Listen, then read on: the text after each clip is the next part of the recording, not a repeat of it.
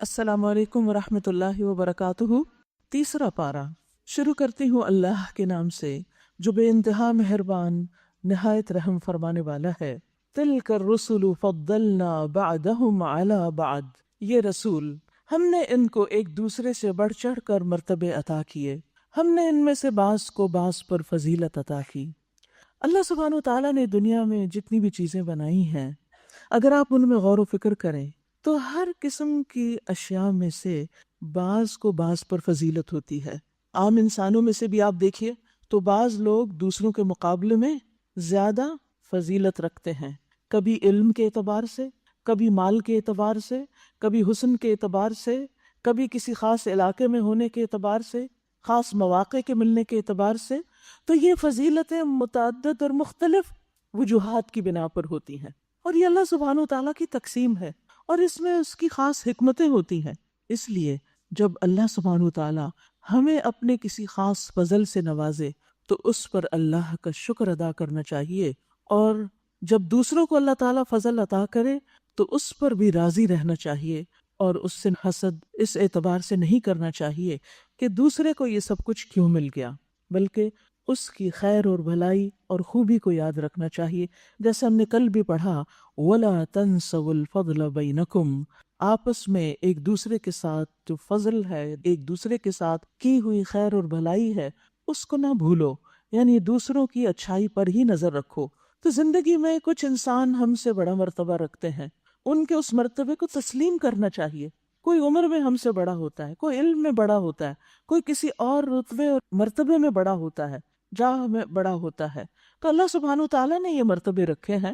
اسی طرح جیسے ہم نے کل بھی پڑھا کہ مردوں کو عورتوں پر ایک فضیلت یا ایک درجہ حاصل ہے، تو اس درجے کو بھی مان لینا چاہیے، کیونکہ یہ اللہ تعالیٰ کی تقسیم ہے۔ جو اللہ کی تقسیم سے ناراض ہوتا ہے وہ اپنا ہی نقصان کرتا ہے، اور اس کی زندگی میں بے پناہ مشکلات ہوتی ہیں۔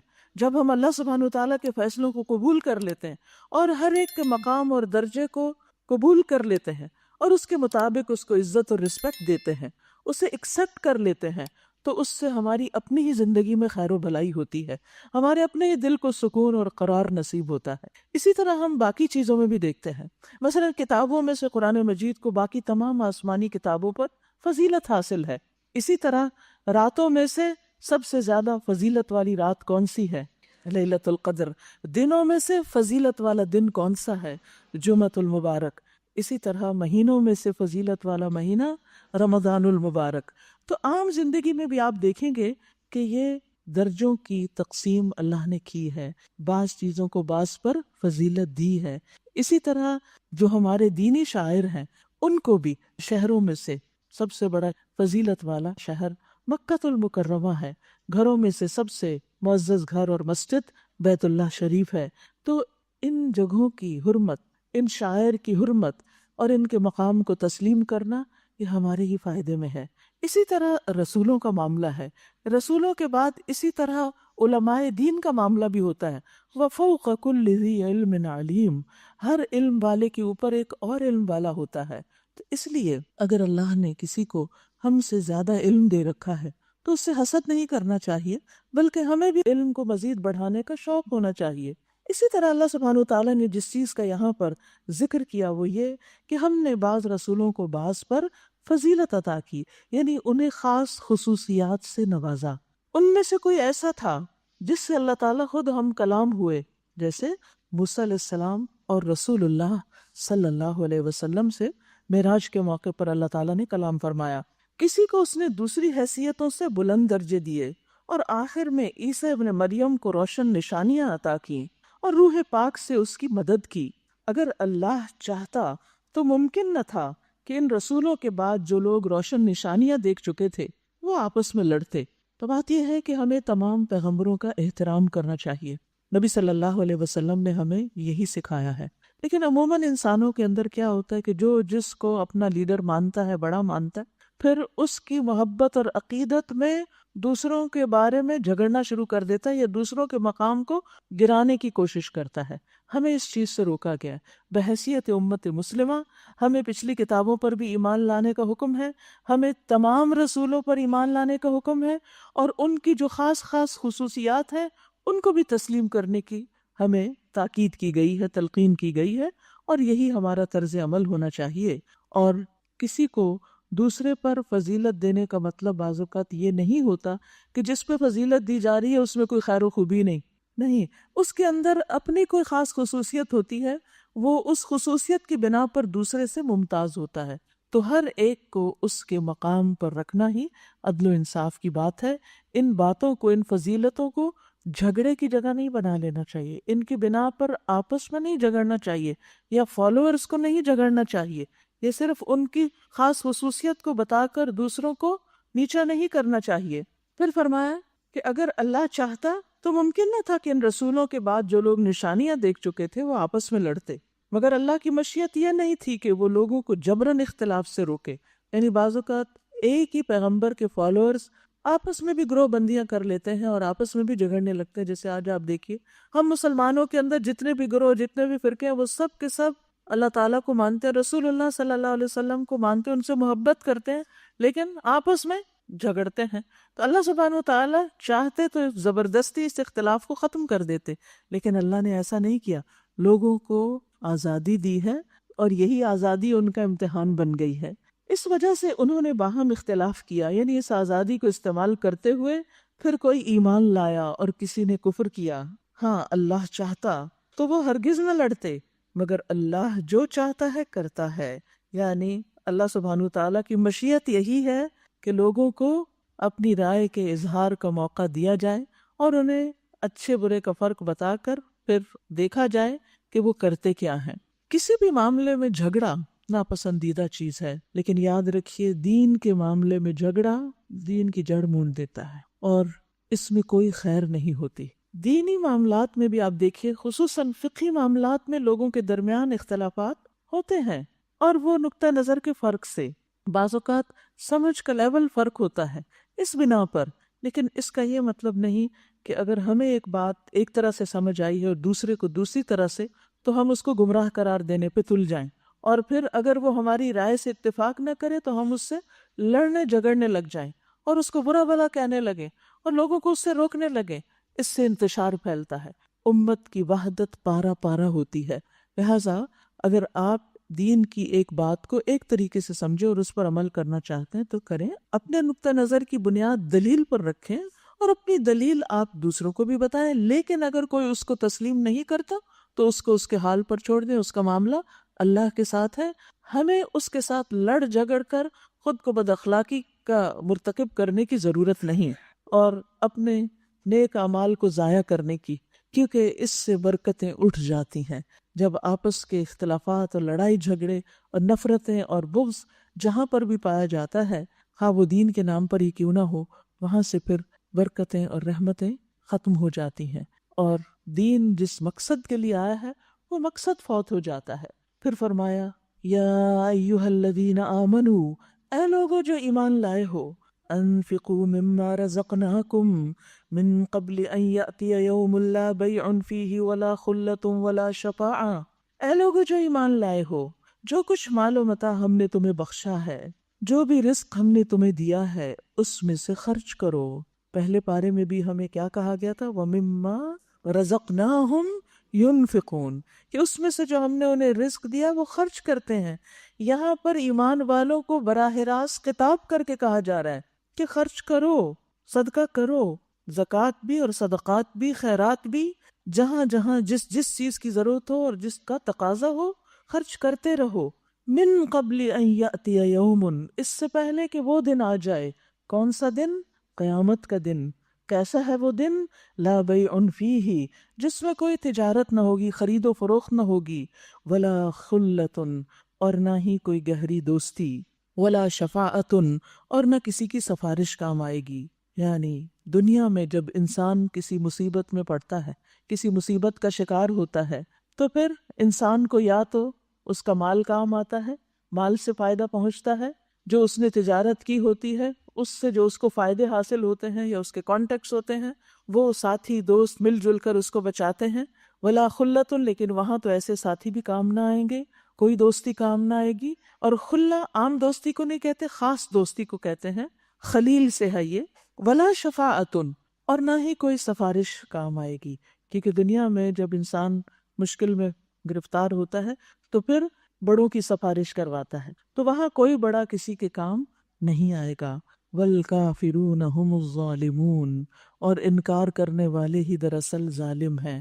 یہ نہیں کہا گیا جو ظالم ہے وہ کافر ہیں، فرمایا جو انکار کرنے والے ہوتے ہیں وہی ظلم کرتے ہیں۔ انکار کس چیز کا؟ کفر دو طرح کا ہوتا ہے، ایک کفر اکبر اور ایک کفر اصغر۔ کفر اکبر کیا ہے؟ اللہ کا انکار، رسولوں کا انکار، آخرت کا انکار، یعنی ایمانیات میں سے کسی چیز کا انکار انسان کو کفر اکبر تک پہنچا دیتا ہے، ملت اسلام سے خارج کر دیتا ہے۔ لیکن بعض اوقات یہ انکار اطاعت میں بھی ہوتا ہے کہ اللہ کی بات ماننے سے انکار۔ تو یاد رکھیے کہ جو کفر اکبر کا مرتکب ہوتا ہے وہ بھی اپنے اوپر ظلم کرتا ہے، کیونکہ اللہ ہی نے تو سب کچھ دیا، یہ زندگی اللہ نے دی، رزق وہ دے رہا ہے، ہر طرح کی نعمتیں اس نے دی، اور پھر انسان اسی کو ماننے سے انکار کر دے، اس کی عبادت سے انکار کر دے، بہت بڑا ظلم ہے۔ ظلم ہوتا ہے نا کسی کو اس کے حق سے محروم کرنا، تو یہ اللہ کا حق نہ دینا دراصل ظلم ہے، لیکن یہ ظلم انسان کے اپنے اوپر پلٹتا ہے۔ پھر اسی طرح یہ ہے کہ جب اللہ سبحانہ و تعالیٰ کسی کام کے کرنے کا حکم دے تو ہمارا فرض کیا بنتا ہے کہ وہ کام کر لے، اور جو اس سے انکار کرے، مثلاً اگر کوئی زکوٰۃ دینے سے انکار کرتا ہے تو وہ کس پر ظلم کرتا ہے؟ غریبوں پر بھی کرتا ہے، ان حقداروں پر بھی کرتا ہے کہ جن کا حق ہے زکوٰۃ، اور اس کے ساتھ ساتھ وہ اپنے آپ پر بھی ظلم کرتا ہے۔ والکافرون هم الظالمون، اللہ کے احکامات سے انکار کرنے والے دراصل ظلم کرنے والے لوگ ہوتے ہیں، چاہے حقوق العباد میں کوئی کمی کر رہے ہوں یا حقوق اللہ میں کوئی کمی کر رہے ہوں، یہ دراصل ظلم ہی کی قسم ہے اور انسان اپنے آپ ہی کو نقصان دیتا ہے۔ پھر اس کے بعد قرآن مجید کی سب سے عظیم آیت آ رہی ہے جس کو کہتے ہیں آیت الکرسی، کیونکہ اس میں کرسی کا لفظ آیا ہے۔ آیت الکرسی اللہ سبحانہ وتعالی کا بہترین تعارف ہے۔ اللہ لا الہ الا هو الحی القیوم لا تأخذہ سنۃ ولا نوم لہ ما فی السماوات وما فی الارض من ذا الذی یشفع عنده الا بإذنہ يعلم ما بين أيديهم وما خلفهم ولا يحيطون بشيء من علمه إلا بما شاء وسع كرسيه السماوات والأرض ولا يؤوده حفظهما وهو العلي العظيم۔ بہت ہی خوبصورت آیت ہے۔ اللہ سبحانہ وتعالیٰ فرماتے ہیں اللہ نہیں کوئی الہ، نہیں کوئی معبود حقیقی مگر وہی، وہ زندہ ہے، وہ قائم رکھنے والا ہے، نہ وہ سوتا ہے نہ اسے اونگ لگتی ہے، زمین اور آسمانوں میں جو کچھ ہے اسی کا ہے، کون ہے جو اس کی جناب میں اس کی اجازت کے بغیر سفارش کر سکے؟ جو کچھ بندوں کے سامنے ہے اسے بھی وہ جانتا ہے، اور جو کچھ ان سے اوجھل ہے اس سے بھی واقف ہے، اور اس کی معلومات میں سے کوئی چیز ان کی گرفت ادراک میں نہیں آ سکتی الا یہ کہ کسی چیز کا علم وہ خود ہی ان کو دینا چاہے۔ وسع کرسیہ السماوات والارض، اور اس کی کرسی آسمان و زمین پر شائع ہوئی ہے۔ ولا یؤودہ حفظہما، اور نہیں تھکاتی اس کو ان دونوں کی یعنی آسمان و زمین کی حفاظت۔ وہو العلی العظیم، اور وہ بلند ہے، بہت عظمت والا ہے، بہت بڑا ہے۔ حضرت ابی سے روایت ہے کہ نبی صلی اللہ علیہ وسلم نے ان سے ایک مرتبہ پوچھا کہ اللہ کی کتاب میں سب سے عظیم آیت کون سی ہے؟ انہوں نے کہا کہ اللہ اور اس کا رسول ہی زیادہ جانتے ہیں۔ یہ صحابہ کا ایک طریقہ تھا ادب کا، احترام کا۔ بعض اوقات انہیں جواب آتا بھی ہوتا تھا تو وہ آپ سے آگے بڑھ چڑھ کر نہیں بولتے تھے، وہ اس بات کا انتظار کرتے تھے کہ آپ خود کیا فرماتے ہیں، لیکن آپ نے یہ سوال کئی مرتبہ دہرایا تو حضرت ابی ابن کعب نے کہا کہ آیت الکرسی۔ آپ صلی اللہ علیہ وسلم نے یہ سن کے فرمایا ابو المنذر ان کی کنیت ہے، تمہیں علم مبارک ہو، اس ذات کی قسم جس کے ہاتھ میں میری جان ہے، عرش کے پائے کے پاس یہ اللہ بادشاہ کی پاکیزگی بیان کرتی ہوگی، اور اس کی ایک زبان اور دو ہونٹ ہوں گے، یعنی قیامت کے دن اس کو ایک شکل دی جائے گی۔ تو یہ آیت قرآن مجید کی عظیم ترین آیت ہے۔ اس کے پڑھنے کے کچھ مقامات ہیں، کچھ مواقع ہیں کہ کہاں کہاں اس کو پڑھنا چاہیے۔ سب سے پہلے ہر فرض نماز کے بعد جو ہی سلام پھیرے بات کیے بغیر آیت الکرسی پڑھیں۔ رسول اللہ صلی اللہ علیہ وسلم نے فرمایا جو شخص ہر فرض نماز کے بعد آیت الکرسی پڑھے اس کو موت کے علاوہ کوئی چیز جنت میں جانے سے نہیں روک سکتی۔ پھر اسی طرح صبح و شام اس کو پڑھنا چاہیے، کیونکہ جو شخص اس کو صبح شام پڑھتا ہے وہ جنات سے محفوظ رہے گا۔ محمد بن ابی ابن کعب اپنے والد سے روایت کرتے ہیں کہ ان کے کھجوروں کے کھلیان تھے اور وہ اس میں کمی دیکھ رہے تھے کہ کھجوریں کم ہوتی جا رہی ہیں۔ تو ایک رات انہوں نے چور کو پکڑ لیا جو جانور سے مشابہ ایک نو عمر لڑکا تھا۔ انہوں نے اس کو سلام کیا تو اس نے جواب دیا۔ انہوں نے کہا تم کون ہو، جن یا انسان؟ اس نے کہا میں جن ہوں۔ انہوں نے کہا اپنا ہاتھ میری طرف بڑھاؤ، تو اس نے ہاتھ بڑھایا۔ اس کا ہاتھ کتے کے ہاتھ کی طرح تھا اور اس کے بال کتے کے بال کی طرح تھے۔ انہوں نے پوچھا کیا جنوں کی تخلیق اس طرح ہوتی ہے، یعنی جن اس طرح کے ہوتے ہیں؟ اس نے کہا جن یہ جانتے ہیں کہ جنوں میں مجھ سے زیادہ شدید اور کوئی نہیں، یعنی یہ نہیں کہا کہ سب جن اس طرح کے ہیں، بلکہ کہا کہ میں بہت شدید جن ہوں، یعنی اس کی تخلیق اس طرح کی ہے۔ انہوں نے کہا تم میرے پاس کیوں آئے ہو؟ اس نے کہا ہمیں خبر ملی ہے کہ تم صدقہ کرنا بہت پسند کرتے، تو ہم تمہارے کھانے میں سے اپنا حصہ لینے آئے ہیں۔ انہوں نے کہا کیا چیز تم سے بچا سکتی ہے؟ اس نے کہا وہ آیت جو سورۃ البقرہ میں ہے، اللہ لا الہ الا هو الحی القیوم، جو کوئی اسے رات کو پڑھے گا وہ صبح تک ہم سے پناہ میں رہے گا، جنوں سے محفوظ رہے گا، اور جو صبح پڑھے گا وہ رات تک ہم سے پناہ میں رہے گا، یعنی جنات اس پر اثر نہیں کر سکتے۔ اس کی پابندی کرنا بہت ضروری ہے اور بچوں کو بھی اس کی پابندی سکھا دیں۔ پھر جب صبح کو انہوں نے اس بات کا ذکر نبی صلی اللہ علیہ وسلم سے کیا تو آپ نے فرمایا اس خبیث نے سچ کہا، یعنی بات اس کی درست ہے۔ اسی طرح رات کے وقت سوتے وقت آیت الکرسی لازم پڑھنی چاہیے۔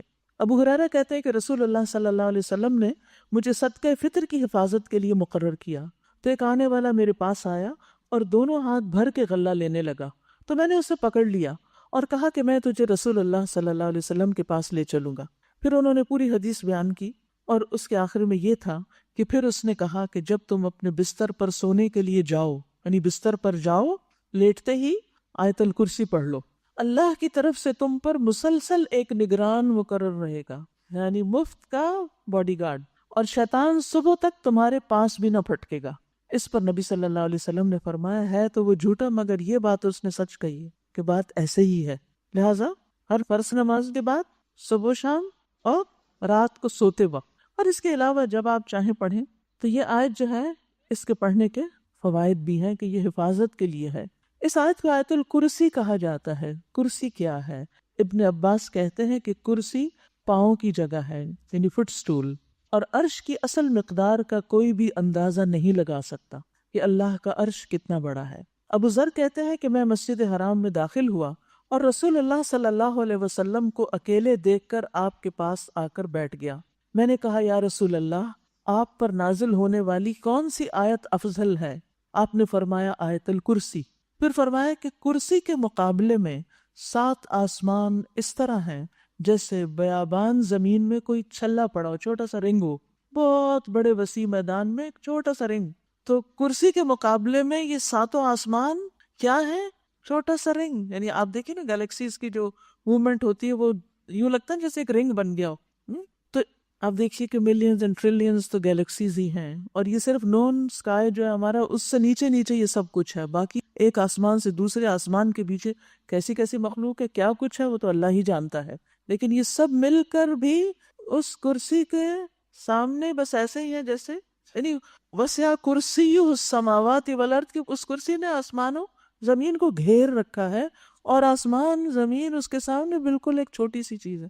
وہ کرسی کتنی بڑی ہوگی؟ اور پھر عرش کے مقابلے میں کرسی اسی طرح بہت چھوٹی ہے، تو وہ عرش کتنا بڑا ہوگا، اور اس عرش کا رب کتنا بڑا ہے، اس کی عظمت کا تو آپ اندازہ ہی نہیں کر سکتے۔ تو اس میں اللہ سبحانہ وتعالیٰ کی سب سے پہلے الہ ہونے کی بات ہے کہ وہی معبود ہے، پھر وہ زندہ ہے ہمیشہ سے اور ہمیشہ زندہ رہے گا، القیوم، ہر چیز کو قائم رکھنے والا، اس کی حفاظت کرنے والا، اس کو چلانے والا۔ اس کو نیند نہیں آتی، وہ سوتا نہیں، نیند تو دور کی بات، اونگ بھی نہیں لگتی، وہ ہر چیز کا مالک ہے، سبحان اللہ، لہو ما فی السماوات و ما فی الارض، ہر چیز اس کے ہاتھ میں ہے، اس کے کنٹرول میں، اس کی ملکیت میں۔ لہٰذا آپ کو کچھ بھی چاہیے تو کس سے مانگے؟ جس کے پاس سارے خزانوں کی کنجیاں ہیں۔ لیکن ہم انسانوں سے امید زیادہ رکھتے ہیں اور اصل مالک کی طرف کم ہی رجوع کرتے ہیں۔ جب بھی اللہ سے کچھ مانگے تو یہ کہہ کے مانگے کہ اللہ آپ تو اس کے مالک ہیں، یہ تو آپ ہی کی چیز ہے، اور آپ جو چاہیں کر بھی سکتے ہیں، تو میں آپ سے اس کا سوال کرتی، آپ کے لیے دینا کچھ مشکل نہیں، اور اصرار سے مانگے یہ نہیں کہ ہاں بس ایک خواہش ہے کچھ مانگ لے اور پھر اس کے بعد بس ایک آدھ دفعہ مانگ کے پھر بھول جائیں. نہیں، لہو ما فی السماوات و ما فی الارض، کوئی ایک چیز بھی اس کے اختیار سے، اس کی قدرت اور ملکیت سے باہر نہیں. من ذا الذی یشفع عنده الا باذنہ، اس کی جناب میں اس کی اجازت کے بغیر سفارش کون کر سکتا؟ کون ہے جو کر سکے؟ کسی کو دم مارنے کی اجازت نہیں، مگر جس کو وہ اجازت دے وہ سفارش کرے گا. تو سفارش برحق ہے لیکن ہر ایک کے لیے نہیں. اور اس کے علم کی وسعتیں کیا ہے؟ یعلم ما بین ایدیہم وما خلفہم، وہ جانتا ہے جو لوگوں کے سامنے ہے اور جو ان کے پیچھے. سامنے کیا ہے؟ یہ دنیا، اور پیچھے کیا ہے؟ آخرت. آخرت میں کس کا کیا ٹھکانہ ہے اللہ کو پتا ہے، یہ اس کے علم میں ہے. ہمیں نہیں پتا کہ ہمارے ساتھ کیا ہوگا اور ہم کہاں جائیں گے، لیکن اس کے علم میں ہے. اور باقی بھی تمام چیزوں کا علم، وَلَا يُحِيطُونَ بِشَيْءٍ مِّنْ عِلْمِهِ إِلَّا بِمَا شَاءَ، اور وہ اس کے علم کا احاطہ کر ہی نہیں سکتے مگر جو وہ چاہے. چھوٹی سی چھوٹی چیز کے بارے میں بھی کسی انسان کا، کسی مخلوق کا علم پرفیکٹ نہیں. انسانی جسم کی سب سے چھوٹی اکائی سیل، انسان خود اعتراف کر رہا ہے کہ ابھی تو وہ ایک سیل کو بھی پوری طرح نہیں جان سکا. کہاں پوری باڈی کو جاننا کہ یہ کس طرح کام کرتی ہے. آج تک جتنی بھی ریسرچز ہو چکی ہیں، جتنا بھی انسان نے علم حاصل کیا ہے، وہ اللہ کے علم کے مقابلے میں بہت چھوٹا اور بہت کم ہے. بس انسان علم کی صرف اس حد تک جا سکتا ہے جہاں تک اللہ چاہتا ہے. تو علم بھی اللہ کے ہاتھ میں ہے، لہٰذا وہ بھی اسی سے مانگنا چاہیے، رب زدنی علما، کہ اللہ میرے علم کو زیادہ کر دے، کیونکہ علم اس کا ہے، علم وہ دیتا ہے. اور پھر وسع کرسیہ السماوات والارض، اس کی کرسی آسمان و زمین کو گھیرے ہوئے ہے. ولا یؤودہ حفظہما، اور آسمان و زمین کی حفاظت اس کو تھکاتی نہیں. وہو العلی العظیم، اور وہ بہت بلند ہے. العلی علو سے ہے، یعنی علو ذات بھی ہے، وہ عرش پر ہے، ساری مخلوقات سے اوپر. اور اس لیے یہ کہنا کہ اللہ تعالیٰ ہر چیز کے اندر ہے، یہ غلط ہے، کیونکہ اللہ اپنے عرش پر ہی ہے اور وہی مقام اس کو زیب دیتا ہے. العظیم، بہت عظمت والا ہے کہ اس سے زیادہ عظیم اور کوئی بھی نہیں. لہٰذا ہمارے دل میں اسی کی محبت اور اسی پر اعتماد اور یقین اور توکل اور اسی کی بڑائی ہونی چاہیے. جب کسی بھی چیز کی بڑائی دل میں آنے لگے تو فوراً سوچیں کہ سب سے بڑی عظمت تو اللہ کی ہے. پھر فرمایا لا اکراہ فی الدین، دین کے معاملے میں کوئی زور زبردستی نہیں، صحیح بات غلط خیالات سے الگ کر دی گئی ہے. قد تبین الرشد من الغی، اب جو کوئی طاغوت کا انکار کر کے اللہ پر ایمان لے آیا، اس نے ایک ایسا مضبوط سہارا تھام لیا. یاد رکھیے، اللہ پر ایمان لانے والا بے سہارا نہیں ہوتا، اس کا سہارا اللہ ہوتا ہے، ایسا سہارا جو کبھی ٹوٹنے والا نہیں. دیکھیے، اللہ کے سوا جتنے سہارے ہیں سب عارضی ہیں، سب فانی ہیں، سب ساتھ چھوڑ دینے والے ہیں. لیکن جو اللہ پر ایمان لے آتا ہے وہ ایسا کڑا تھامتا ہے جو کبھی نہیں ٹوٹے گا، وہ سہارا کبھی بھی ختم نہیں ہوگا. اور اللہ جس کا سہارا اس نے لیا سب کچھ سننے اور جاننے والا ہے. اللہ ولی الذین آمنوا، ایسے ایمان لانے والوں کا اللہ دوست ہوتا ہے، اللہ ان کا ولی ہوتا ہے، ان کا ناصر و مددگار ہوتا ہے، ان سے محبت کرتا ہے، ان کے معاملات کو درست کر دیتا ہے، ان کے معاملات کی ذمہ داری اٹھاتا ہے. وہ ان کو اپنے علاوہ کسی اور کے حوالے نہیں کرتا، وہ ان کی ہدایت کا ذمہ دار ہوتا ہے، ان کے تمام کاموں کا. اللہ ولی الذین آمنوا، یہ ایمان کے فائدے ہیں، یہ ایمان کے ثمرات ہیں. اور سب سے بڑا فائدہ کیا ہے اللہ کی دوستی کا؟ یخرجہم من الظلمات الی النور، وہ انہیں اندھیروں سے روشنی کی طرف نکال لاتا ہے، اندھیروں سے روشنی کی طرف، یعنی ان کو ہدایت عطا کرتا ہے. اور اس سے بڑی فائدے کی چیز کیا ہو سکتی ہے؟ اندھیرے انسان کے لیے غم اور پریشانی کا باعث ہوتے ہیں، لیکن اللہ سبحانہ وتعالیٰ سے جو دوستی کر لیتا ہے اسے ہر معاملے میں رہنمائی مل جاتی ہے، اس کے لیے آسانی ہو جاتی ہے کہ مجھے کس طرف کو جانا ہے، اس کو روشنی نصیب ہو جاتی ہے. والذین کفروا اولیاؤہم الطاغوت، اور وہ لوگ جو کفر کی راہ اختیار کرتے ہیں ان کے حامی و مددگار طاغوت ہیں، وہ طاغوت انہیں روشنی سے تاریکیوں کی طرف کھینچ لے جاتے ہیں، یہ آگ میں جانے والے ہیں.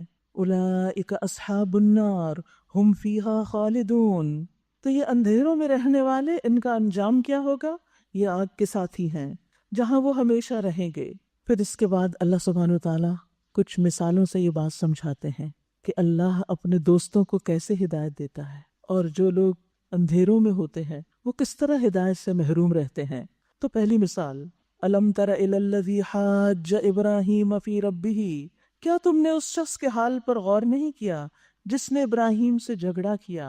جھگڑا اس بات پر کہ ابراہیم کا رب کون ہے، اور اس بنا پر کہ اس شخص کو اللہ نے حکومت دے رکھی تھی۔ نمرود کی طرف اشارہ ہے جس نے ابراہیم علیہ السلام سے مناظرہ کیا۔ جب ابراہیم علیہ السلام نے کہا کہ میرا رب وہ ہے جس کے اختیار میں زندگی اور موت ہے، تو اس نے جواب دیا زندگی اور موت میرے اختیار میں ہے۔ یعنی نمرود اپنے آپ کو کیا سمجھتا تھا؟ خدا سمجھتا تھا، اور سمجھتا تھا کہ ہر چیز کا مالک میں ہوں۔ ابراہیم علیہ السلام نے مزید بحث نہیں کی، انہوں نے بات کا رخ پھیر دیا، کہا اچھا اللہ سورج کو مشرق سے نکالتا ہے، تو ذرا اسے مغرب سے نکال لا۔ یعنی اگر تم سمجھتے ہو کہ سارے اختیارات تمہارے ہاتھ میں ہیں تو پھر ذرا یہ تبدیلی کر کے دکھاؤ۔ یہ سن کر وہ جس نے کفر کیا تھا وہ حیران ہو گیا، لاجواب ہو گیا، لیکن اس دلیل کے سامنے آنے کے باوجود ہدایت نہیں پائی۔ کیوں؟ اس لیے کہ واللہ لا یہدی القوم الظالمین، اللہ ظالم قوم کو ہدایت نہیں دیتا، ظالموں کو ہدایت نہیں دیتا، ظالموں کو ہدایت نہیں ملتی۔ یہ ظالم کون ہے؟ جو حق دیکھ کر بھی آنکھیں بند کر لیں، حق بات سن کر اپنے کان بند کر لیں، تو پھر کیا ہوتا ہے؟ ختم اللہ علی قلوبہم وعلی سمعہم وعلی ابصارہم غشاوہ وَلَهُمْ عَذَابٌ عَظِيمٌ۔ یاد رکھیے اللہ نے انسان کو فطرت پر پیدا کیا ہے، لیکن انسان اپنی خواہشات، اپنے دشمن شیطان کے ورغلاوے اور دنیا کی محبت، ان سب چیزوں میں گرفتار ہو کر بعض اوقات جہالت میں ڈوب جاتا ہے، اندھیروں میں ڈوب جاتا ہے، اور حق کو دیکھ نہیں پاتا، سمجھ نہیں پاتا، اور اسے قبول نہیں کرتا۔ ایسا شخص اپنے آپ پر خود ظلم کرتا ہے، اور ظلم کرنے والا پھر ہدایت سے محروم ہو جاتا ہے۔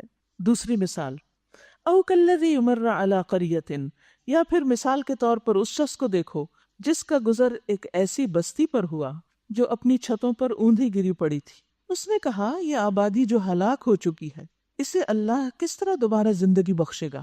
اس پر اللہ نے اس کی روح قبض کر لی، یعنی اس کو سمجھ نہیں آئی کہ وہ قیامت کے دن کیسے ہوگا، یہ سب دوبارہ کیسے جی اٹھیں گے۔ یعنی آخرت پر ایمان کے بارے میں اس کے دل میں ایک وسوسہ سا آ گیا، تو اللہ سبحانہ وتعالیٰ نے اس کو مار دیا، اور وہ 100 سال تک مردہ پڑا رہا۔ پھر اللہ نے اسے دوبارہ زندگی بخشی اور اس سے پوچھا بتاؤ کتنی مدت پڑے رہے ہو؟ اس نے کہا 1 دن یا چند گھنٹے۔ فرمایا تم 100 سال اسی حالت میں رہے ہو، اب ذرا اپنے کھانے اور پانی کو دیکھو، اس میں ذرا تبدیلی نہیں ہوئی۔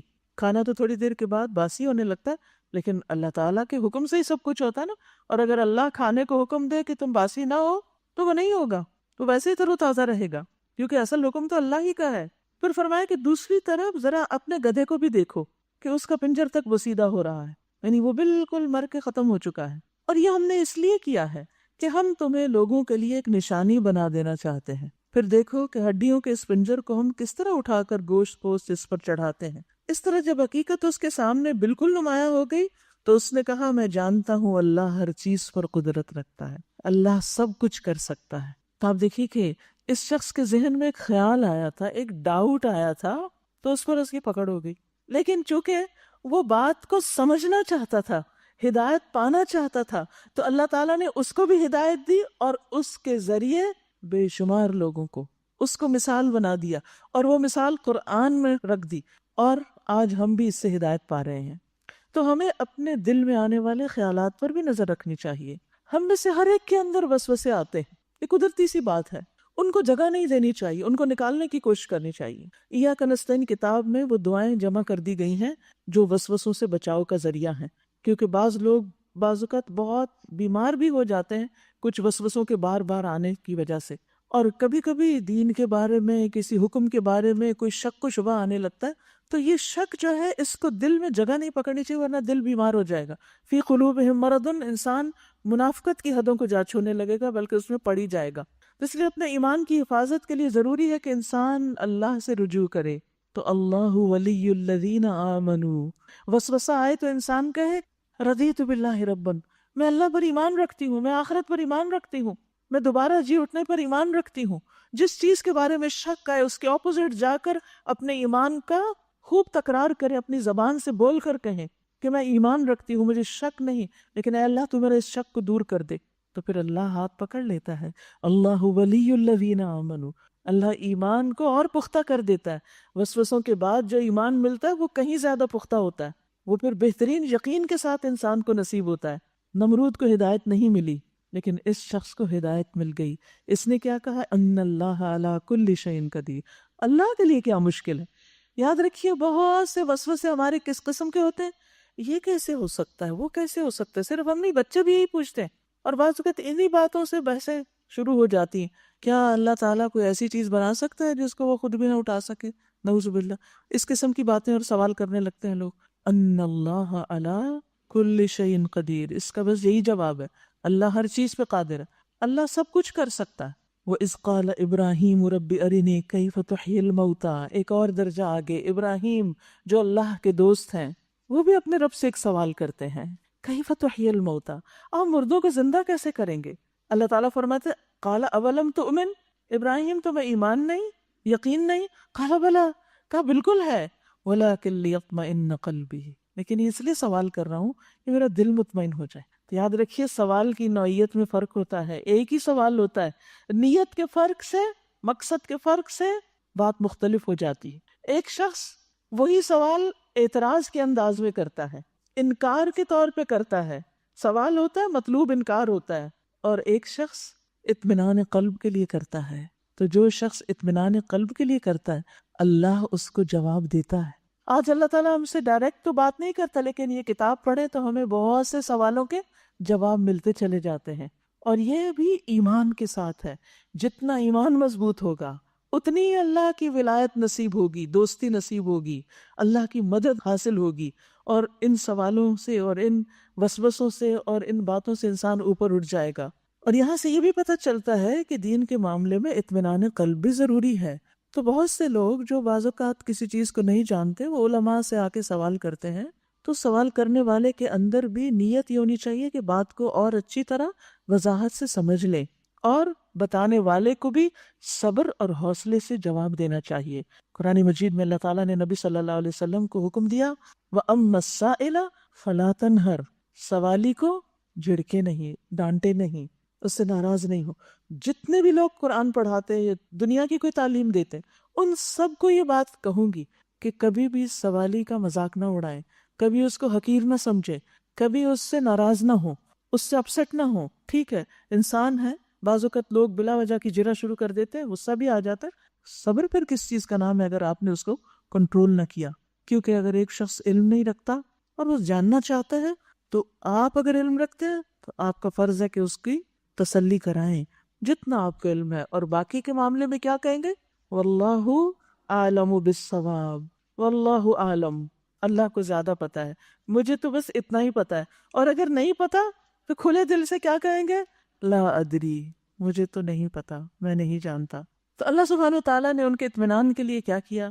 قال فخذ اربعۃ من الطیر، فرمایا تم 4 پرندے لے لو اور ان کو اپنے سے مانوس کر لو، پھر ان کا ایک ایک جز ایک ایک پہاڑ پر رکھ دو، یعنی ان کو ذبح کرو، ان کا گوشت مکس کر کے الگ الگ پہاڑوں کی چوٹیوں پہ رکھو، پھر ان کو پکارو، وہ تیرے پاس دوڑے چلے آئیں گے. خوب جان لو وَعْلَمْ أَنَّ اللَّهَ عَزِيزٌ حَكِيمٌ، جان لو کہ اللہ زبردست ہے، غالب ہے، حکمت والا ہے، وہ سب کچھ کر سکتا ہے، اس کے لیے کچھ بھی مشکل نہیں. اور یہ بھی یاد رکھیے کہ پیغمبروں کا معاملہ عام انسانوں سے مختلف بھی ہوتا ہے. ان کو اللہ سبحانہ وتعالیٰ کچھ چیزوں کا براہ راست مشاہدہ کرواتے ہیں تاکہ ان کے علم یقینی میں خوب پختگی آ جائے، کیونکہ وہ لوگوں کو ہدایت دینے والے ہو. جو شخص کسی کی رہنمائی کر رہا ہو اگر وہ خود ڈاؤٹ فل ہو تو وہ کیسے رہنمائی کرے گا؟ مثلاً آپ جا رہے ہیں کسی سڑک پر اور کوئی آپ سے راستہ پوچھتا ہے کہ مارکیٹ کا راستہ کون سا ہے، اور آپ کو خود بھی نہیں پتا اور آپ بتانے کھڑے ہو جائیں گے تو کیا ہوگا؟ اس کو بھٹکا دیں گے. تو اسی لیے کہنا چاہیے لا ادری، مجھے معلوم نہیں. یہ نہیں سوچنا چاہیے کہ کیا کہے گا، اس کو یہ بھی نہیں پتا. کوئی بات نہیں، وہ کہہ کے سوچ کے چلا جائے گا، تھوڑی دیر کے بعد بھول جائے گا. لیکن ہم کسی جھوٹ کا ارتکاب تو نہیں کریں گے، کوئی غلط بیانی تو نہیں کریں گے. اور ہمارے دل پہ کوئی بوجھ تو نہیں رہ جائے گا. جب ہم کوئی غلط بات کسی سے کرتے ہیں تو یاد رکھیے جھوٹی بات کا بوجھ لازماً دل پہ پڑتا ہے. سیاہ نکتہ لگتا ہے، آپ اس سے بچ نہیں سکتے، وہ دل بوجھل ہوتا ہے. چاہے عام گفتگو میں آپ غلط بیانی کر جائیں، مبالغہ آرائی کریں، اس کے بعد دل خوش نہیں ہو سکتا. اور جس کا دل جتنا چمکتا ہے اس کو اس سیاہ نکتے کا اتنا ہی زیادہ احساس ہوتا ہے، وہ اور زیادہ کلیئرلی نظر آ رہا ہوتا ہے، حتیٰ کہ توبہ کر کر کے وہ اللہ سے درخواست کرتا ہے کہ اس کو مٹا دے اور دل پھر سے پورا روشن ہو جائے. تو بہرحال ان 3 واقعات سے پتہ چلتا ہے کہ اللہ کس کو ہدایت دیتا ہے اور کس کو ہدایت نہیں دیتا. بہت سے لوگ کہتے ہیں نا اللہ چاہے تو ہمیں بھی ہدایت مل جائے، وہی نہیں چاہتا، چاہتے ہم خود نہیں، اور الزام نعوذ باللہ اللہ سبحانہ تعالیٰ پہ رکھ دیتے ہیں. کسی بھی معاملے میں، دین کے کسی بھی حکم کے بارے میں اگر سمجھ میں نہیں آتی بات تو اللہ سے دعا کریں، سمجھنے کی کوشش کریں، سنجیدگی سے سوال کریں، ریسرچ کریں، ایک دم اس کا انکار نہیں کریں، بحث میں نہیں پڑیں. اللہ سبحانہ تعالیٰ راستے واضح کر دے گا اور اپنی رضا سے نوازے گا. دنیا میں بھی اطمینان قلب نصیب ہوگا. ابراہیم علیہ السلام نے کیا چاہا تھا؟ اطمینان قلب. دین کا علم، سوالوں کے صحیح جوابوں کا مل جانا انسان کے اطمینان قلب میں اضافہ کرتا ہے. لہٰذا اس علم کا حریص ہونا چاہیے انسان کو. پھر آگے کی کچھ آیات اب مال خرچ کرنے کے بارے میں ہیں. پارے کے شروع میں انفاق کی بات ہوئی، اب اس کو مزید واضح کیا جا رہا ہے. مثل الذین ينفقون اموالهم فی سبیل اللہ، جو لوگ اپنے مال اللہ کی راہ میں خرچ کرتے ہیں ان کے خرچ کی مثال ایسی ہے جیسے ایک دانہ بویا جائے اور اس سے 7 بالیاں نکلیں اور ہر بالی میں 100 دانے ہوں، تو ایک دانہ کتنا ہو گیا؟ ملٹیپلائی بائی 700، 700 بن گیا. ان لوگوں کی مثال جو اللہ کی راہ میں مال خرچ کرتے ہیں. فی سبیل اللہ، فی سبیل اللہ کیا ہوتا ہے؟ دین کے راستے میں خرچ کرنا، اللہ کے دین کو ترقی دینے کے لیے، اس کو آگے بڑھانے کے لیے. تو ایسا شخص جو اللہ کے راستے میں مال خرچ کرتا ہے اس کو ایک کا 10 گنا نہیں 700 گنا تک اجر ملتا ہے، اور یہ اس سے بھی زیادہ ہو سکتا ہے. اور اللہ جس کو چاہتا ہے، یعنی جس کے عمل کو چاہتا ہے اور بڑھا دیتا ہے، اس کے اجر و ثواب کو اور بڑھا دیتا ہے. واللہ یضاعف لمن یشاء. اور یہ کس طرح بڑھتا ہے؟ ہم سب چاہتے ہیں کہ کہیں بھی ہم مال انویسٹ کریں تو ہمیں زیادہ سے زیادہ پروفٹ ملے. دنیاوی اعتبار سے ہم یہی چاہتے ہیں نا، آخرت کے اعتبار سے بھی یہی ہماری سوچ ہونی چاہیے کہ ہم نے خرچ تو کیا ہے، ہم اللہ سے زیادہ بڑا اجر چاہتے ہیں. اور زیادہ بڑا اجر کیسے ملتا ہے؟ خرچ کرنے والے کے حال پر مبنی ہوتا ہے، اس کے اخلاص اور اس کے صدقہ کرنے کے مطابق، اس کی مقدار کے بھی مطابق. زیادہ کرو گے تو زیادہ اجر ملے گا، اخلاص زیادہ ہوگا تو اجر زیادہ ملے گا. پھر اسی طرح مال کس طرح کا آپ خرچ کر رہے ہیں، اگر وہ حلال ہے تو زیادہ اجر ملے گا، مشکوک ہے تو جتنا حلال کا ہوگا اس کا اجر ملے گا، باقی ریجیکٹ کر دیا جائے گا. حرام ہے تو فائدے کی بجائے الٹا گناہ بھی ہو سکتا ہے. اور پھر موقع محل کے مطابق کہ کہاں کس چیز کی کتنی ضرورت ہے. مثلاً ایک شخص بھوکا ہے اور آپ اسے کہتے ہیں یہ کپڑا لے لو مجھ سے، ٹھیک ہے، آپ اس کو ایک جوڑا دے رہے ہیں، اس کا بھی ثواب ملے گا، لیکن اگر آپ اس وقت اس کو کھانا کھلاتے تو کہیں زیادہ اجر و ثواب پاتے. پھر آپ دیکھیے کہ ایک عام لوگوں کو کھانا کھلانا ہے اور ایک شدید بھوکے انسان کو کھانا کھلانا ہے. ایک اس کو کھانا کھلانا ہے جو ہمیں بھی کھلاتا ہے، اور ایک اس کو کھانا کھلانا ہے جو ہمیں کھلا ہی نہیں سکتا. پھر اسی طرح ایک ہے اپنی جان پہچان والے کو دینا، اس کو دینا جس کو ہم پسند کرتے ہیں، اور ایک اس کو دینا جس کو ہم ناپسند کرتے ہیں، صرف اللہ کی خاطر دینا. اور اس کو دینا جس کو ہم جانتے ہی نہیں، ایک عام بھوکے کو دینا اور ایک اس شخص کو جو قحط زدہ ہے. تو ان سب مواقع کے فرق سے اجر و ثواب میں بھی فرق آ جاتا ہے، اور یہ سب اللہ کے اختیار میں ہے. واللہ یضاعف لمن یشاء. یاد رکھیے غزوہ تبوک کے موقع پر ایک مٹھی خرچ کرنے والا، کھجوروں کی اللہ کی راہ میں دینے والا، اس سارے مال دینے والوں سے آگے نکل گیا جن کے پاس بہت کچھ تھا اور انہوں نے دیا، اس کے پاس بس اتنا ہی تھا. تو اس نسبت کا بھی اندازہ کیجئے کہ آپ کے پاس کتنا، اور اس میں سے آپ کیا خرچ کر رہے ہیں. ایک کے پاس ملینز ہے، اگر اس میں سے وہ 1 لاکھ دے دیتا ہے تو کوئی بڑی بات نہیں، لیکن جس کے پاس 1 لاکھ ہے اس میں سے اگر وہ 1000 دیتا ہے تو اس کے لیے بڑی بات ہو جاتی. تو یہ ساری کیلکولیشن تو صرف اللہ سبحانہ تعالیٰ ہی کر سکتا ہے. لیکن یہ یاد رکھیے کہ ہر نیکی کا اجر کم از کم 10 گنا تو ہے ہی، اور پھر 700 گنا تک بھی، جیسے اس مثال میں بتایا گیا. اللہ عز و جل فرماتا ہے جو شخص نیکی کا ایک عمل کرتا ہے تو اسے اس کے مثل 10 گنا زیادہ بدلہ ملے گا، اور میں اس میں مزید اضافہ بھی کر دوں گا، یعنی 10 گنا دوں گا یا اور اضافہ کر دوں گا، اور جو شخص گناہ کا ایک عمل کرتا ہے تو اس کا بدلہ اسی کے برابر ہوگا، یا میں اسے معاف بھی کر سکتا ہوں۔ اور پھر یاد رکھیے کہ صدقے کو اللہ سبحانہ تعالیٰ رکھ نہیں دیتے، اجر بھی دیتے اور اس کو بڑھاتے بھی ہیں۔ اللہ کے ہاں وہ پرورش پاتا ہے۔ رسول اللہ صلی اللہ علیہ وسلم نے فرمایا، جس نے پاک کمائی میں سے ایک کھجور کے برابر صدقہ کیا اور اللہ صرف پاک کمائی قبول کرتا ہے تو بے شک اللہ اس کو اپنے دائیں ہاتھ میں لیتا ہے، پھر اس کو صدقہ کرنے والے کے لیے پالتا ہے، جس طرح تم میں سے کوئی اپنے پچھیرے کو پالتا ہے، یہاں تک کہ وہ صدقہ پہاڑ کے برابر ہو جاتا ہے۔ ایک کھجور ملٹیپلائی ہوتی ہوتی گرو کرتی کرتی کرتی کرتی پہاڑ جتنی بن گئی، یعنی آخرت میں انسان جائے گا تو دی تو ایک کھجور تھی لیکن اجر پہاڑ جتنا وہاں اس کو ملے گا۔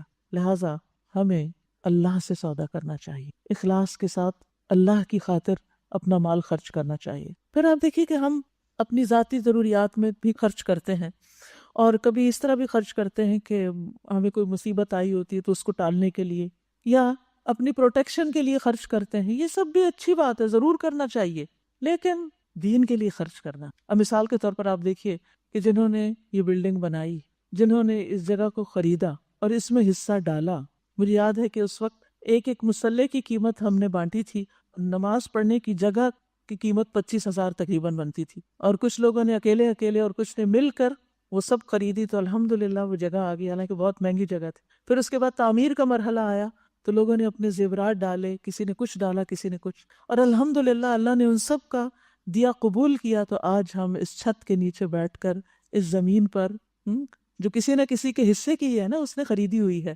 وہ دنیا میں اس کے نام نہیں لگی لیکن اللہ کے ہاں اس کا ریکارڈ موجود کہ کون کس کے حصے پہ بیٹھ کے اس وقت قرآن سن رہا ہے اور یہ پڑھا جا رہا۔ تو یہ خرچ کرنا جو ہوتا ہے یہ فی سبیل اللہ ہوتا ہے۔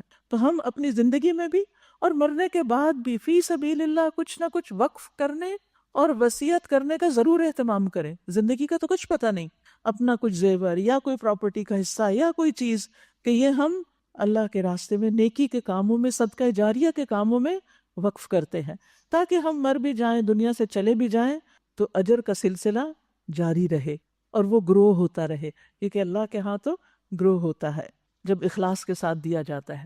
فرمایا ثم لا يتبعون ما انفقوا منا ولا اذى، پھر یہ لوگ اپنے مال اللہ کی راہ میں خرچ کرتے اور خرچ کر کے احسان نہیں جتاتے اور نہ دکھ دیتے ہیں، یعنی باتیں نہیں بناتے اس پر، ان کا اجر ان کے رب کے پاس ہے اور ان کے لیے کسی رنج اور خوف کا موقع نہیں، ایسے لوگ رنج اور غم سے آزاد ہو جائیں گے۔ پھر اگر انسان خرچ کر کے دوسرے کو جتاتا رہتا ہے، ذلیل کرتا ہے، تو اس سے بہتر ہے کہ نہ کرے۔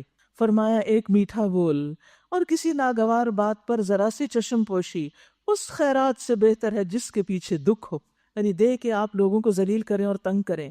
اللہ بے نیاز ہے اور بردباری اس کی صفت ہے، یعنی اللہ کو تمہارے صدقات نہیں چاہیے۔ اے ایمان لانے والو، اپنے صدقات کو احسان جتا کر اور دکھ دے کر اس شخص کی طرح خاک میں نہ ملا دو جو اپنا مال محض لوگوں کے دکھانے کو خرچ کرتا ہے اور نہ اللہ پر ایمان رکھتا ہے اور نہ آخرت پر۔ یعنی کچھ لوگ صرف وہاں دیتے ہیں جہاں ان کی شہرت ہو، جہاں ان کا نام کسی تختی پر لکھا جائے، جہاں وہ لوگوں کو بتا سکیں کہ ہم نے یہاں اتنا اور اتنا خرچ کیا ہے۔ تو دکھاوا کرنا جو ہے وہ اجر کو برباد کر دیتا ہے۔ اس کے خرچ کی مثال ایسی ہے جیسے ایک چٹان تھی جس پر مٹی کی تہ جمی ہوئی تھی، اس پر جب زور کی بارش برسی تو ساری مٹی بہہ گئی اور صاف چٹان کی چٹان رہ گئی۔ یعنی جو وقتی طور پر اس کو ایک ایکسائٹمنٹ ہوئی تھی یا وقتی طور پر کسی کو اس مال سے فائدہ ہوا تھا، بس وہ اتنی ہی دیر کی بات تھی، اس کے نتیجے میں وہ گرو نہیں کیا۔ اس کا یہ خرچ کرنا اس کو آخرت میں کچھ بھی فائدہ نہیں دے گا، وہ دنیا میں ہی دھل کے صاف ہو گیا۔ ایسے لوگ اپنے نزدیک خیرات کر کے جو نیکی کماتے ہیں اس سے کچھ بھی ان کے ہاتھ نہیں آتا، اور اللہ کافروں کو سیدھی راہ نہیں دکھاتا۔ واللہ لا يهدي القوم الكافرین ومثل الذین ينفقون اموالهم ابتغاء مرضات اللہ، بخلاف اس کے جو لوگ اپنے مال محض اللہ کی رضا جوئی کے لیے دل کے پورے ثبات اور قرار کے ساتھ خرچ کرتے، انہیں کوئی شک نہیں ہوتا اور دل میں کوئی پشیمانی نہیں ہوتی خرچ کر کے، بلکہ خوشی خوشی خرچ کرتے ہیں، ان کے خرچ کی مثال ایسی ہے جیسے کسی بلند زمین پر سطح مرتفع پر ایک باغ ہو، اگر زور کی بارش ہو جائے تو دگنا پھل لائے، اور اگر زور کی بارش نہ بھی ہو تو ایک ہلکی پھوار ہی اس کے لیے کافی ہو جائے۔ تم جو کچھ کرتے ہو سب اللہ کی نظر میں ہے، اللہ دیکھ رہا ہے۔ تو یہاں بتا دیا گیا فرق دو لوگوں کا، جو دکھاوے کے لیے مال خرچ کرتا ہے اس کا انجام کیا ہے، اور وہ جو دل کے قرار کے ساتھ اخلاص کے ساتھ خرچ کرتا ہے اس کا انجام کیا ہے۔ اس کی چھوٹی سی کوشش بھی بہت بڑا نتیجہ پیدا کرے گی، بہت بڑے اجر و ثواب کا باعث ہوگی۔ تو یاد رکھیے، خاص زکوٰۃ ہو، خاص صدقات اور خیرات ہوں، دل کی خوشی کے ساتھ دیں، کیونکہ ابتغاء مرضات اللہ کیا ہے کہ جب وہ دیتے ہیں تو انہیں ایک تسکین ہوتی کہ میرے رب خوش ہوگا اس سے، انہیں اللہ کے وعدوں پہ یقین ہوتا ہے، ان کو یہ یقین ہوتا ہے کہ جو مال وہ دے رہے ہیں اللہ تعالیٰ انہیں اس سے کہیں زیادہ بہتر لوٹائے گا، دنیا میں بھی اس کا فائدہ ہوگا اور آخرت میں بھی ہوگا، اور پھر یہ یقین ان کو بہتر سے بہتر طریقے پر خرچ کرنے میں مدد دیتا ہے۔ نبی صلی اللہ علیہ وسلم نے فرمایا، اللہ کا تقوی اختیار کرو اور اپنی 5 نمازیں ادا کرو، 1 مہینے کے روزے رکھو اور دل کی خوشی سے اپنے مال کی زکوٰۃ ادا کرو، دل کی خوشی سے، اور اپنے امیر کی اطاعت کرو، تم اپنے رب کی جنت میں داخل ہو جاؤ گے۔ تو یہاں پر خاص طور پر زکوٰۃ کی ادائیگی میں دل کی خوشی کی بات کی گئی کہ اطمینان سے دو۔ آپ نے فرمایا جس نے یہ 3 کام سر انجام دیے وہ ایمان کا مزہ چکھ لے گا، اس کو ایمان کی حلاوت اور سویٹنس محسوس ہوگی، اس کے دل میں ایک خاص خوشی ہوگی۔ نمبر 1، جس نے ایک اللہ کی عبادت کی، اکیلے اسی کی، اور بے شک اللہ کے سوا کوئی الہ نہیں۔ نمبر 2، اس نے اپنے دل کی خوشی کے ساتھ وہ زکوٰۃ ادا کی جو ہر سال اس پہ فرض ہوتی، یعنی اس کو پریشانی نہیں لاحق ہوگی، اوہ پھر زکوٰۃ آ گئی، اب پھر مجھے اپنا زیور بیچنا ہوگا، اب میں کہاں سے پیسے لاؤں، یہ سال گزرتے تو پتہ ہی نہیں چلتا۔ اس طرح کی باتیں نہیں، شکر کریں، اللہ نے آپ کو دیا ہے، آپ دینے والوں میں سے ہیں، اللہ آپ کے ہاتھوں دلوایا، آپ کے مال میں حق رکھا دوسروں کا، دوسروں سے آپ کو نہیں دلوایا، آپ کے ہاتھوں دلوایا دوسروں کو۔ تو اس لیے جو شخص خوشی سے زکوٰۃ دے گا اس کو ایمان کی حلاوت نصیب ہوگی۔ نمبر 3، نیز زکوٰۃ میں بہت بوڑھا، بیمار، مریض اور گھٹیا جانور نہ دیا، لیکن اپنے مال سے معتدل اور متوسط چیز دی، کیونکہ اللہ نے تم سے نہ بہت بہتر چیز کا مطالبہ کیا اور نہ تمہیں گھٹیا چیز دینے کا حکم دیا۔ یعنی جب انسان زکوٰۃ کا مال نکالے تو اس میں معتدل سی متوسط درجے کی چیز دے سکتا ہے۔ اور یہ بھی یاد رکھیے کہ جب انسان خرچ کرتا ہے تو فرشتے اس کے لیے دعا کرتے ہیں، ہر روز صبح 2 فرشتے اترتے ہیں، ایک کہتا ہے اللہ خرچ کرنے والے کو اس کا بدلہ دے، اور دوسرا کہتا ہے اللہ روک رکھنے والے کا مال ضائع کر دے۔ اور ضائع کس طرح ہوتا ہے؟ ایسا نہیں کہ ضروری ہے کہ چوری ہو جائے، بعض اوقات یہ بھی نہیں ہوتا کہ بظاہر آپ کو کہیں اس کا نقصان نظر آئے۔ ضائع ہونے کی بھی کئی قسمیں ہیں۔ ایک ضائع ہونا یہ ہوتا ہے کہ آپ اس کو اپنے اوپر نہیں لگا سکتے، کسی فائدے کی جگہ پہ نہیں لگا سکتے، چھوڑ کے مر جاتے ہیں اور بچے ان کو غلط سلط جگہوں پر اڑاتے ہیں۔ یعنی چوری ہونا، ضائع ہونا، ٹوٹ پھوٹ جانا، یہ تو ضائع ہونا ہی ہے، یہ تو سامنے نظر آنے والی چیز۔ اور ضائع ہونے کی ایک قسم کیا ہے کہ وہ اسراف میں جاتا ہے، فضول چیزوں پر خرچ ہوتا ہے، جس پر خرچ کرنے سے اللہ ناراض ہوتا ہے، ثواب کوئی نہیں ہوتا، الٹا اللہ ناراض ہوتا ہے۔ ایسا کرنے والے شیطان کے بھائی ہوتے ہیں۔ اور پھر اور ضائع ہونا کیا ہے؟ بیکار چیزوں کو خرید کے گھر بھرنا، جن سے کوئی اجر و ثواب نہیں، جو الٹا ہمارے لیے وبال جان ہے۔ آپ نے دیکھا ہوگا کہ بعض لوگ گھر کی ڈیکوریشن میں اس قدر بیکار اور فضول چیزیں خرید لیتے ہیں کہ جو ان کے لیے وبال جان ہوتی ہے، صرف ان کی صفائی چمکائی کرنی پڑتی، ان سے حاصل کچھ بھی نہیں ہوتا۔ یہ مال اگر کسی اسکول میں لگتا تو وہ بچے پڑھتے جو اسکول سے باہر گلیوں میں پھر رہے ہیں، یہ مال لگتا کسی جگہ سڑک بنانے میں، یہ مال لگتا کسی غریب کی فیس دینے میں، یہ مال لگتا کسی دینی ادارے کو بنانے میں، یہ لگا اس فرنیچر پر جس پہ سو کر نیند بھی نہیں آتی، ہم نے کہاں مال ضائع کر دیا۔ تو بیکار، فضول، غیر ضروری چیزوں کا خریدنا یہ بھی مال ضائع کرنا ہے۔ تو جب انسان نیکی کے راستے میں خرچ نہیں کرتا تو کیا ہوتا ہے؟ پھر فضول چیزوں پر تو خرچ ہوتا ہی ہے، اور یوں انسان اپنا مال اس جگہ لگاتا چلا جاتا ہے جس میں اس کو نہ دنیا میں کوئی فائدہ ہوتا ہے اور نہ آخرت میں کوئی فائدہ ہوتا ہے۔ اللہ تعالیٰ ہم سب کو اس سے محفوظ رکھے۔ پھر اللہ تعالیٰ ایک اور مثال دیتے ہیں، اَيَوَدُّ أَحَدُكُمْ أَن تَكُونَ لَهُ جَنَّةٌ، کیا تم میں سے کوئی یہ پسند کرتا ہے کہ اس کے پاس ایک ہرا بھرا باغ ہو، نہروں سے سیراب، کھجوروں اور انگوروں اور ہر قسم کے پھلوں سے لدا ہوا، اور وہ عین اس وقت ایک تیز بگولے کی زد میں آ کر جھلس جائے جبکہ وہ خود بوڑھا ہو اور اس کے کم سن بچے بھی ابھی کسی لائق نہ ہوں، اس طرح اللہ اپنی باتیں تمہارے سامنے بیان کرتا ہے، شاید کہ تم غور و فکر کرو۔ یہاں ایک بوڑھے شخص کی مثال دی گئی جس نے بڑی ہی محنت سے باغ لگایا تھا، اور جب وہ بڑھاپے میں پہنچا ریٹائرمنٹ کی عمر کو اور بچے ابھی چھوٹے تھے، کمانے کے لائق نہ تھے، تو باغ ہی جل گیا۔ سخت ضرورت کے وقت وہ سارے کا سارا باغ راکھ بن گیا۔ یہی حال ان لوگوں کا ہوگا جو دنیا میں فضول چیزوں پہ خرچ کرتے ہیں، ریاکاری سے خرچ کرتے ہیں، دے کے احسان جتا کے ضائع کرتے ہیں۔ قیامت کے دن جب انسان کو اپنی چھوٹی سے چھوٹی نیکی کی بھی ضرورت ہوگی، کیونکہ آگ سے بچو خواہ کھجور کا ٹکڑا ہی دے کر کیوں نہ بچو، تو وہ ٹکڑا دیا تو تھا مگر اخلاص سے نہیں دیا تھا۔ آج کیا ہے؟ آج کوئی چیز نہیں کہ جو اس کے لیے سایہ بنے، جو اس کے لیے جہنم کی آڑ بنے۔ وہ سب تو ضائع ہو گیا، دکھاوے کی نظر ہو گیا، اسراف کی نظر ہو گیا، بیکار چیزوں کے خرچ کرنے کی نظر ہو گیا۔ آج تو یہاں کوئی بھی اجر و ثواب نہیں اس کا۔ یعنی آخرت میں قیامت کے دن جب انسان ذرے ذرے کا محتاج ہوگا، وہاں اس کو کچھ بھی نہیں ملے گا۔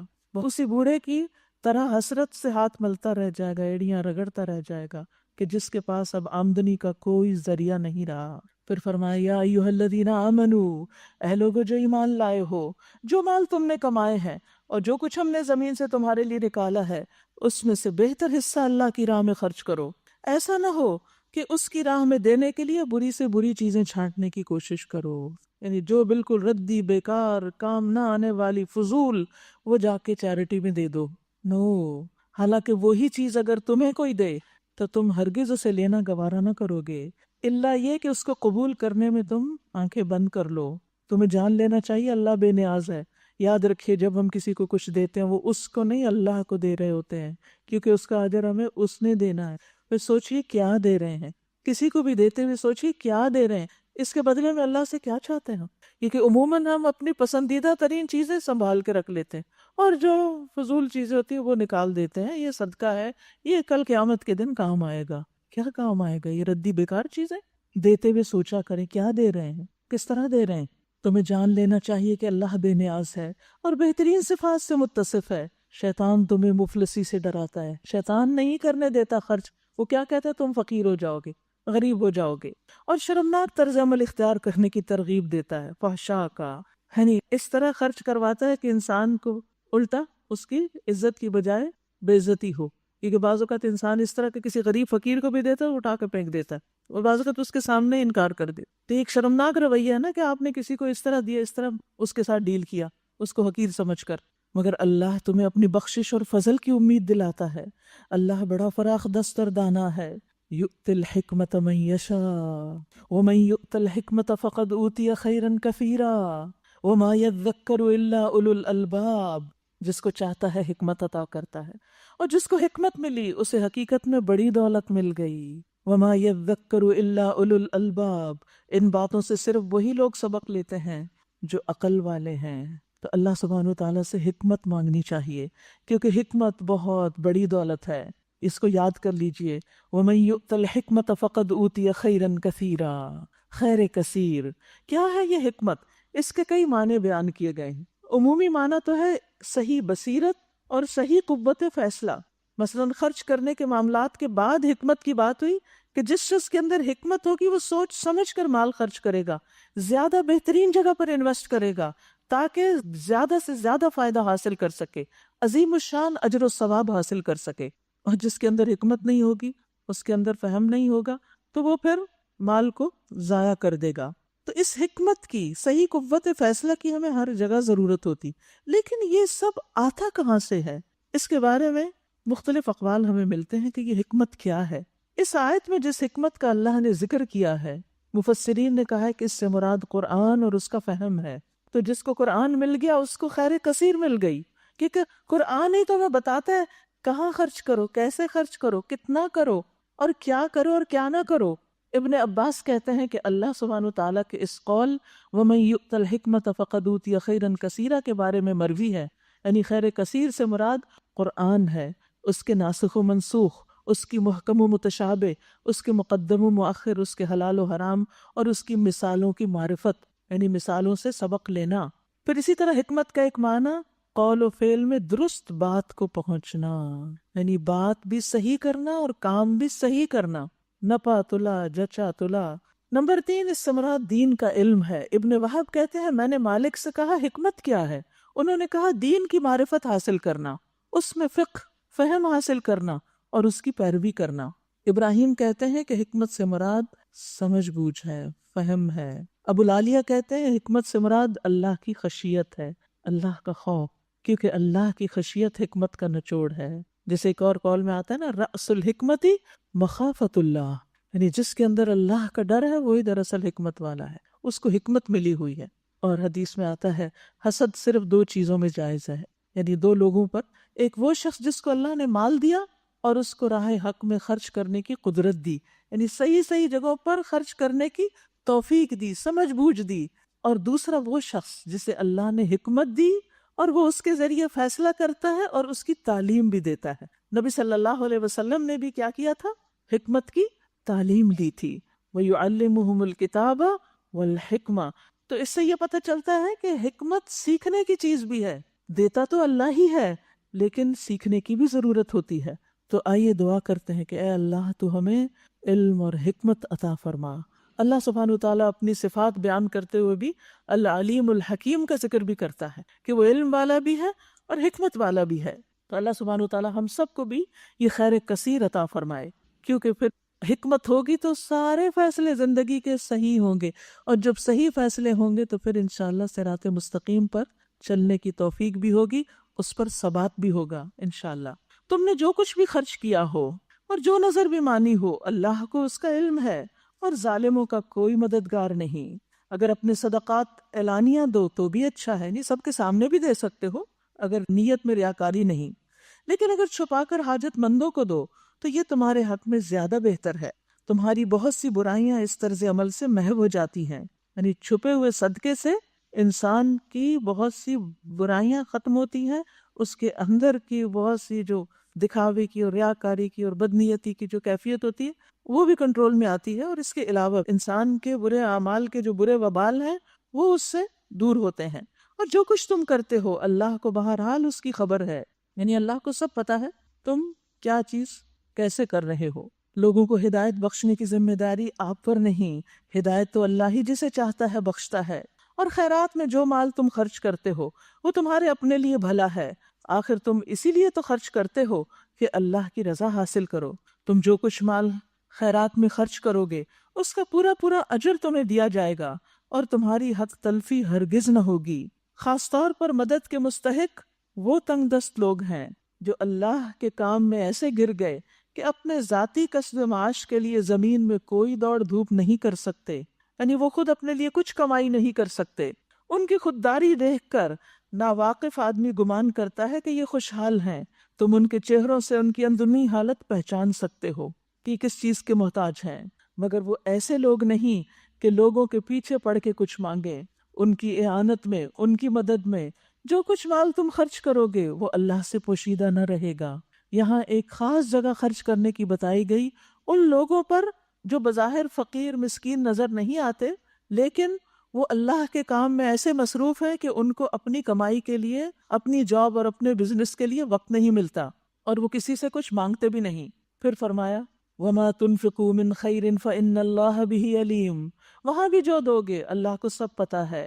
الَّذِينَ يُنْفِقُونَ أَمْوَالَهُمْ بِاللَّيْلِ وَالنَّهَارِ، جو لوگ اپنے مال شب و روز کھلے اور چھپے خرچ کرتے ہیں ان کا اجر ان کے رب کے پاس ہے، ان کے لیے کسی خوف اور رنج کا مقام نہیں۔ مگر جو لوگ سود کھاتے ہیں، یعنی ایک ہے اللہ کی راہ میں صدقہ دینے والے، خیر بانٹنے والے، اور دوسرے ہیں دوسروں کا خون نچوڑنے والے، سود کھانے والے۔ اب دونوں کا کمپیریزن ہے۔ ان کا حال اس شخص کا سا ہوتا ہے جسے شیطان نے چھو کر باولا کر دیا، مجنون ہو کوئی، کیونکہ جس کی عقل ماری ہوئی ہو وہی دوسروں کی ضرورت سے فائدہ اٹھاتا ہے۔ اور اس حالت میں ان کے مبتلا ہونے کی وجہ یہ ہے کہ وہ کہتے ہیں تجارت بھی تو آخر سود ہی جیسی چیز ہے، تجارت میں بھی نفع ہوتا ہے اور سود بھی تو نفع ہی ہے، پروفٹ کہتے ہیں اس کو۔ حالانکہ اللہ نے تجارت کو حلال کیا اور سود کو حرام کیا، لہٰذا جس شخص کو اس کے رب کی طرف سے یہ نصیحت آ پہنچے اور آئندہ کے لیے وہ سود خواری سے باز آ جائے تو جو کچھ وہ پہلے کھا چکا سو کھا چکا، اور اس کا معاملہ اللہ کے حوالے ہے۔ اور جو اس حکم کے بعد پھر اسی حرکت کا اعادہ کرے وہ جہنمی ہے جہاں وہ ہمیشہ رہے گا۔ کچھ لوگ کہتے ہیں کہ سود لینا منع ہے، دینا منع نہیں۔ نہیں، حدیث سے ہمیں پتہ چلتا ہے کہ لینے والا، دینے والا، لکھنے والا، گواہ بننے والا سب اسی میں شریک ہیں۔ رسول اللہ صلی اللہ علیہ وسلم نے فرمایا ایسے گناہوں سے بچو جو معاف نہیں کیے جاتے، جن کی معافی مشکل ہے۔ ایک اور روایت میں ہے جن گناہوں کا کفارہ نہیں ہوتا، جس نے کسی چیز میں خیانت کی روز قیامت اسے اس کے ہمراہ لا جائے گا، یعنی وہ اپنی خیانت اٹھا کے لا رہا ہوگا اپنے سر پہ۔ خیانت کیا ہوتی ہے؟ مثلا آپ کسی عہدے پر ہیں اور اس عہدے میں آپ کے پاس کچھ اختیارات ہیں، کچھ اموال ہیں جن کی حفاظت آپ کو کرنی، کوئی پراپرٹی ہے، کوئی فرنیچر ہے، کوئی اور چیزیں ہیں، اور آپ کیا کرتے ہیں بجائے اس کے کہ اس کو جس چیز کے لیے وہ دیا گیا استعمال کریں، اپنے ذاتی استعمال میں لے آتے ہیں۔ دیکھیے کہ کتنی چیزیں لوگ آفیسز سے گھر لے آتے ہیں، کتنے ہی لوگ آفیسز میں فوٹو کاپی کراتے ہیں جو کہ نہیں کرانی چاہیے، تو آفس آپ کا نہیں ہے، آپ کے ذاتی استعمال کے لیے نہیں بنا۔ پھر اسی طرح ہسپتالوں سے چیزوں کا چرانا اور بہت سی چیزیں، یعنی جو آپ کو دی گئیں لوگوں کے اوپر استعمال کرنے کے لیے، وہ آپ اپنی ذات پہ استعمال کرنے لگے، یہ خیانت ہے۔ دنیا میں جو کوئی خیانت کرتا قیامت کے دن ساتھ لے کے آئے گا۔ اور فرمایا سود کھانے والے کے بارے میں وعید ہے کہ جس نے سود کھایا وہ اس کی وجہ سے قیامت کے روز دیوانہ اور بدحواس اٹھایا جائے گا۔ پھر آپ نے یہی آیت تلاوت کی۔ رسول اللہ صلی اللہ علیہ وسلم نے فرمایا مجھے اس ذات کی قسم جس کے ہاتھ میں میری جان ہے، یقیناً میری امت کے لوگ شر میں اور اترانے میں اور لہو و لعب میں راتیں گزار کر مست ہوں گے، پھر وہ عذاب الہی سے دوچار ہوں گے۔ صبح بندر اور سور بن جائیں گے کیونکہ انہوں نے حرام کردہ کو حلال سمجھا، اور گانے والی عورتیں بنا رکھی تھی، اور شرابیں پیتے تھے، اور سود کھاتے تھے، اور ریشم پہنتے تھے۔ یہ ترغیب و ترہیب کی روایت ہے۔ تو کچھ گناہ ایسے ہیں کہ جن کی سزائیں دنیا میں بھی آتی ہیں، پھر اسی طرح آخرت میں سزا کیا ہے سود کی؟ صحیح بخاری کی روایت ہے، سمرہ بن جندب کہتے ہیں نبی صلی اللہ علیہ وسلم نے فرمایا میں نے آج رات خواب میں 2 مرد دیکھے جو میرے پاس آئے اور مجھے وہ بیت المقدس کی طرف لے گئے، پھر ہم چلتے رہے یہاں تک کہ خون کی نہر پر آئے، خون کی نہر جس میں ایک آدمی کھڑا تھا اور نہر کے درمیان میں ایک آدمی تھا جس کے آگے پتھر رکھے ہوئے تھے۔ جب دوسرا آدمی نہر سے نکلنے کا ارادہ کرتا تو وہ جو باہر والا تھا اس کے منہ پہ پتھر مار کر واپس اس کو نہر میں کر دیتا، اور وہیں پر جہاں وہ پہلے تھا۔ اور اسی طرح جب بھی وہ نکلنا چاہتا کنارے پہ کھڑا شخص اس کے منہ پہ کھینچ کے پتھر مارتا، وہ وہیں چلا جاتا جہاں پر وہ خون کی نہر میں تھا۔ میں نے پوچھا یہ کیا معاملہ ہے؟ تو ایک شخص نے مجھ سے کہا جس کو آپ نے خونی نہر میں دیکھا ہے یہ سود خور ہے، یہ سود کھانے والا ہے۔ پھر اسی طرح ابن عباس سے مروی ہے کہ اللہ سود خار کا نہ صدقہ قبول کرتا ہے، نہ جہاد، نہ حج، نہ اس کی صلہ رحمی قبول کرتا ہے۔ یعنی ابن عباس یمحق اللہ الربا کی تفسیر کرتے ہیں، اور اس کے برعکس صدقات کو بڑھاتا ہے۔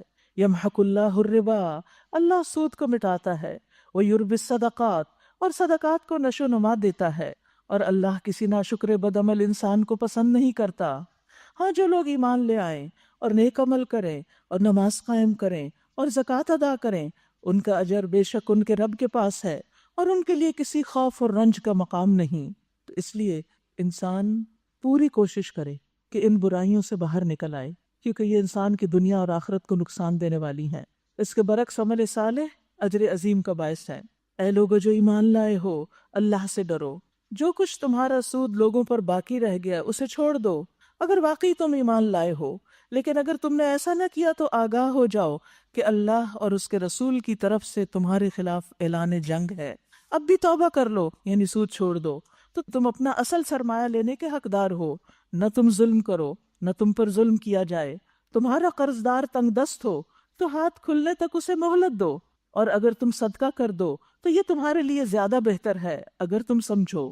اس دن کی رسوائی اور مصیبت سے بچو جب کہ تم اللہ کی طرف واپس ہوگے، وہاں ہر شخص کو اس کی کمائی ہوئی نیکی کا پورا پورا بدلہ ملے گا، اور جو برائی اس نے کی ہوگی اس کا بھی بدلہ ملے گا۔ ما کسبت، اچھا برا جو بھی کیا، اور کسی پر ظلم نہ ہوگا۔ اے لوگو جو ایمان لائے ہو، جب کسی مقرر مدت کے لیے تم آپس میں قرض کا لین دین کرو تو اسے لکھ لیا کرو۔ فریقین کے درمیان انصاف کے ساتھ ایک شخص دستاویز تحریر کرے جسے اللہ نے لکھنے پڑھنے کی قابلیت بخشی ہو، اسے لکھنے سے انکار نہیں کرنا چاہیے۔ وہ لکھے اور املا وہ شخص کرائے جس پر حق آتا ہے، یعنی قرض لینے والا لکھوائے کہ کتنا لے رہا ہے، اور اسے اللہ اپنے رب سے ڈرنا چاہیے کہ جو معاملہ طے ہوا ہو اس میں کوئی کمی بیشی نہ ہو، یعنی کمی بیشی کرنے کا ارتکاب نہیں کرنا چاہیے۔ لیکن اگر قرض لینے والا خود نادان یا ضعیف ہو یا املا نہ کرا سکتا ہو تو اس کا ولی انصاف کے ساتھ املا کرائے، پھر اپنے مردوں میں سے 2 آدمیوں کی اس پر گواہی کرا لو۔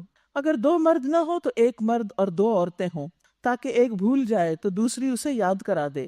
یہ گواہ ایسے لوگوں میں سے ہونے چاہیے جن کی گواہی تمہارے درمیان مقبول ہو۔ گواہوں کو جب گواہ بننے کے لیے کہا جائے تو انہیں انکار نہیں کرنا چاہیے۔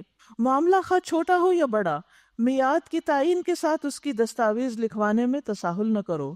اللہ کے نزدیک یہ طریقہ تمہارے لیے زیادہ مبنی بر انصاف ہے۔ اس سے شہادت قائم ہونے میں زیادہ سہولت ہوتی ہے اور تمہارے شکوک و شبہات میں مبتلا ہونے کا امکان کم رہ جاتا ہے۔ ہاں، جو تجارتی لین دین دست بدست تم لوگ آپس میں کرتے ہو اس کو نہ لکھا جائے تو کوئی حرج نہیں، مگر تجارتی معاملے طے کرتے وقت گواہ کر لیا کرو۔ کاتب اور گواہ کو ستایا نہ جائے، ایسا کرو گے تو گناہ کا ارتکاب کرو گے۔ اللہ کے غضب سے بچو، وہ تم کو صحیح طریقے عمل کی تعلیم دیتا ہے اور اسے ہر چیز کا علم ہے۔ واتقوا اللہ ویعلمکم اللہ واللہ بکل شیء علیم، اور اللہ سے ڈرو اور اللہ تمہیں سکھا دے گا۔ انسان کا علم اور حکمت اس کو کیسے ملتی ہے؟ تقوی کے ساتھ۔ تقوی بے حد ضروری ہے، تو تقوی کا اہتمام کرنا انسان کے لیے علم کے دروازے کھولتا ہے۔ یہ آیت نمبر 282 ہے۔ تقوی سے انسان کو فرقان ملتا ہے، تقوی سے انسان کو دلوں میں روشنی ملتی ہے۔ اگر تم سفر کی حالت میں ہو اور دستاویز لکھنے کے لیے کوئی کاتب نہ ملے تو رہن بالقبض پر معاملہ کرو، یعنی گروی رکھ لو۔ اگر تم میں سے کوئی شخص دوسرے پر بھروسہ کر کے اس کے ساتھ کوئی معاملہ کرے تو جس پر بھروسہ کیا گیا ہے اسے چاہیے کہ امانت ادا کرے اور اللہ اپنے رب سے ڈرے، اور گواہی ہرگز نہ چھپاؤ۔ جو گواہی چھپاتا ہے اس کا دل گناہ میں آلودہ ہے اور اللہ تمہارے اعمال سے بے خبر نہیں ہے۔ تو یہاں کچھ مالی معاملات کے سلسلے میں ہمیں ہدایات دی گئی ہیں، جس میں خاص طور پر قرض کے لین دین کو لکھنے کی بات ہے۔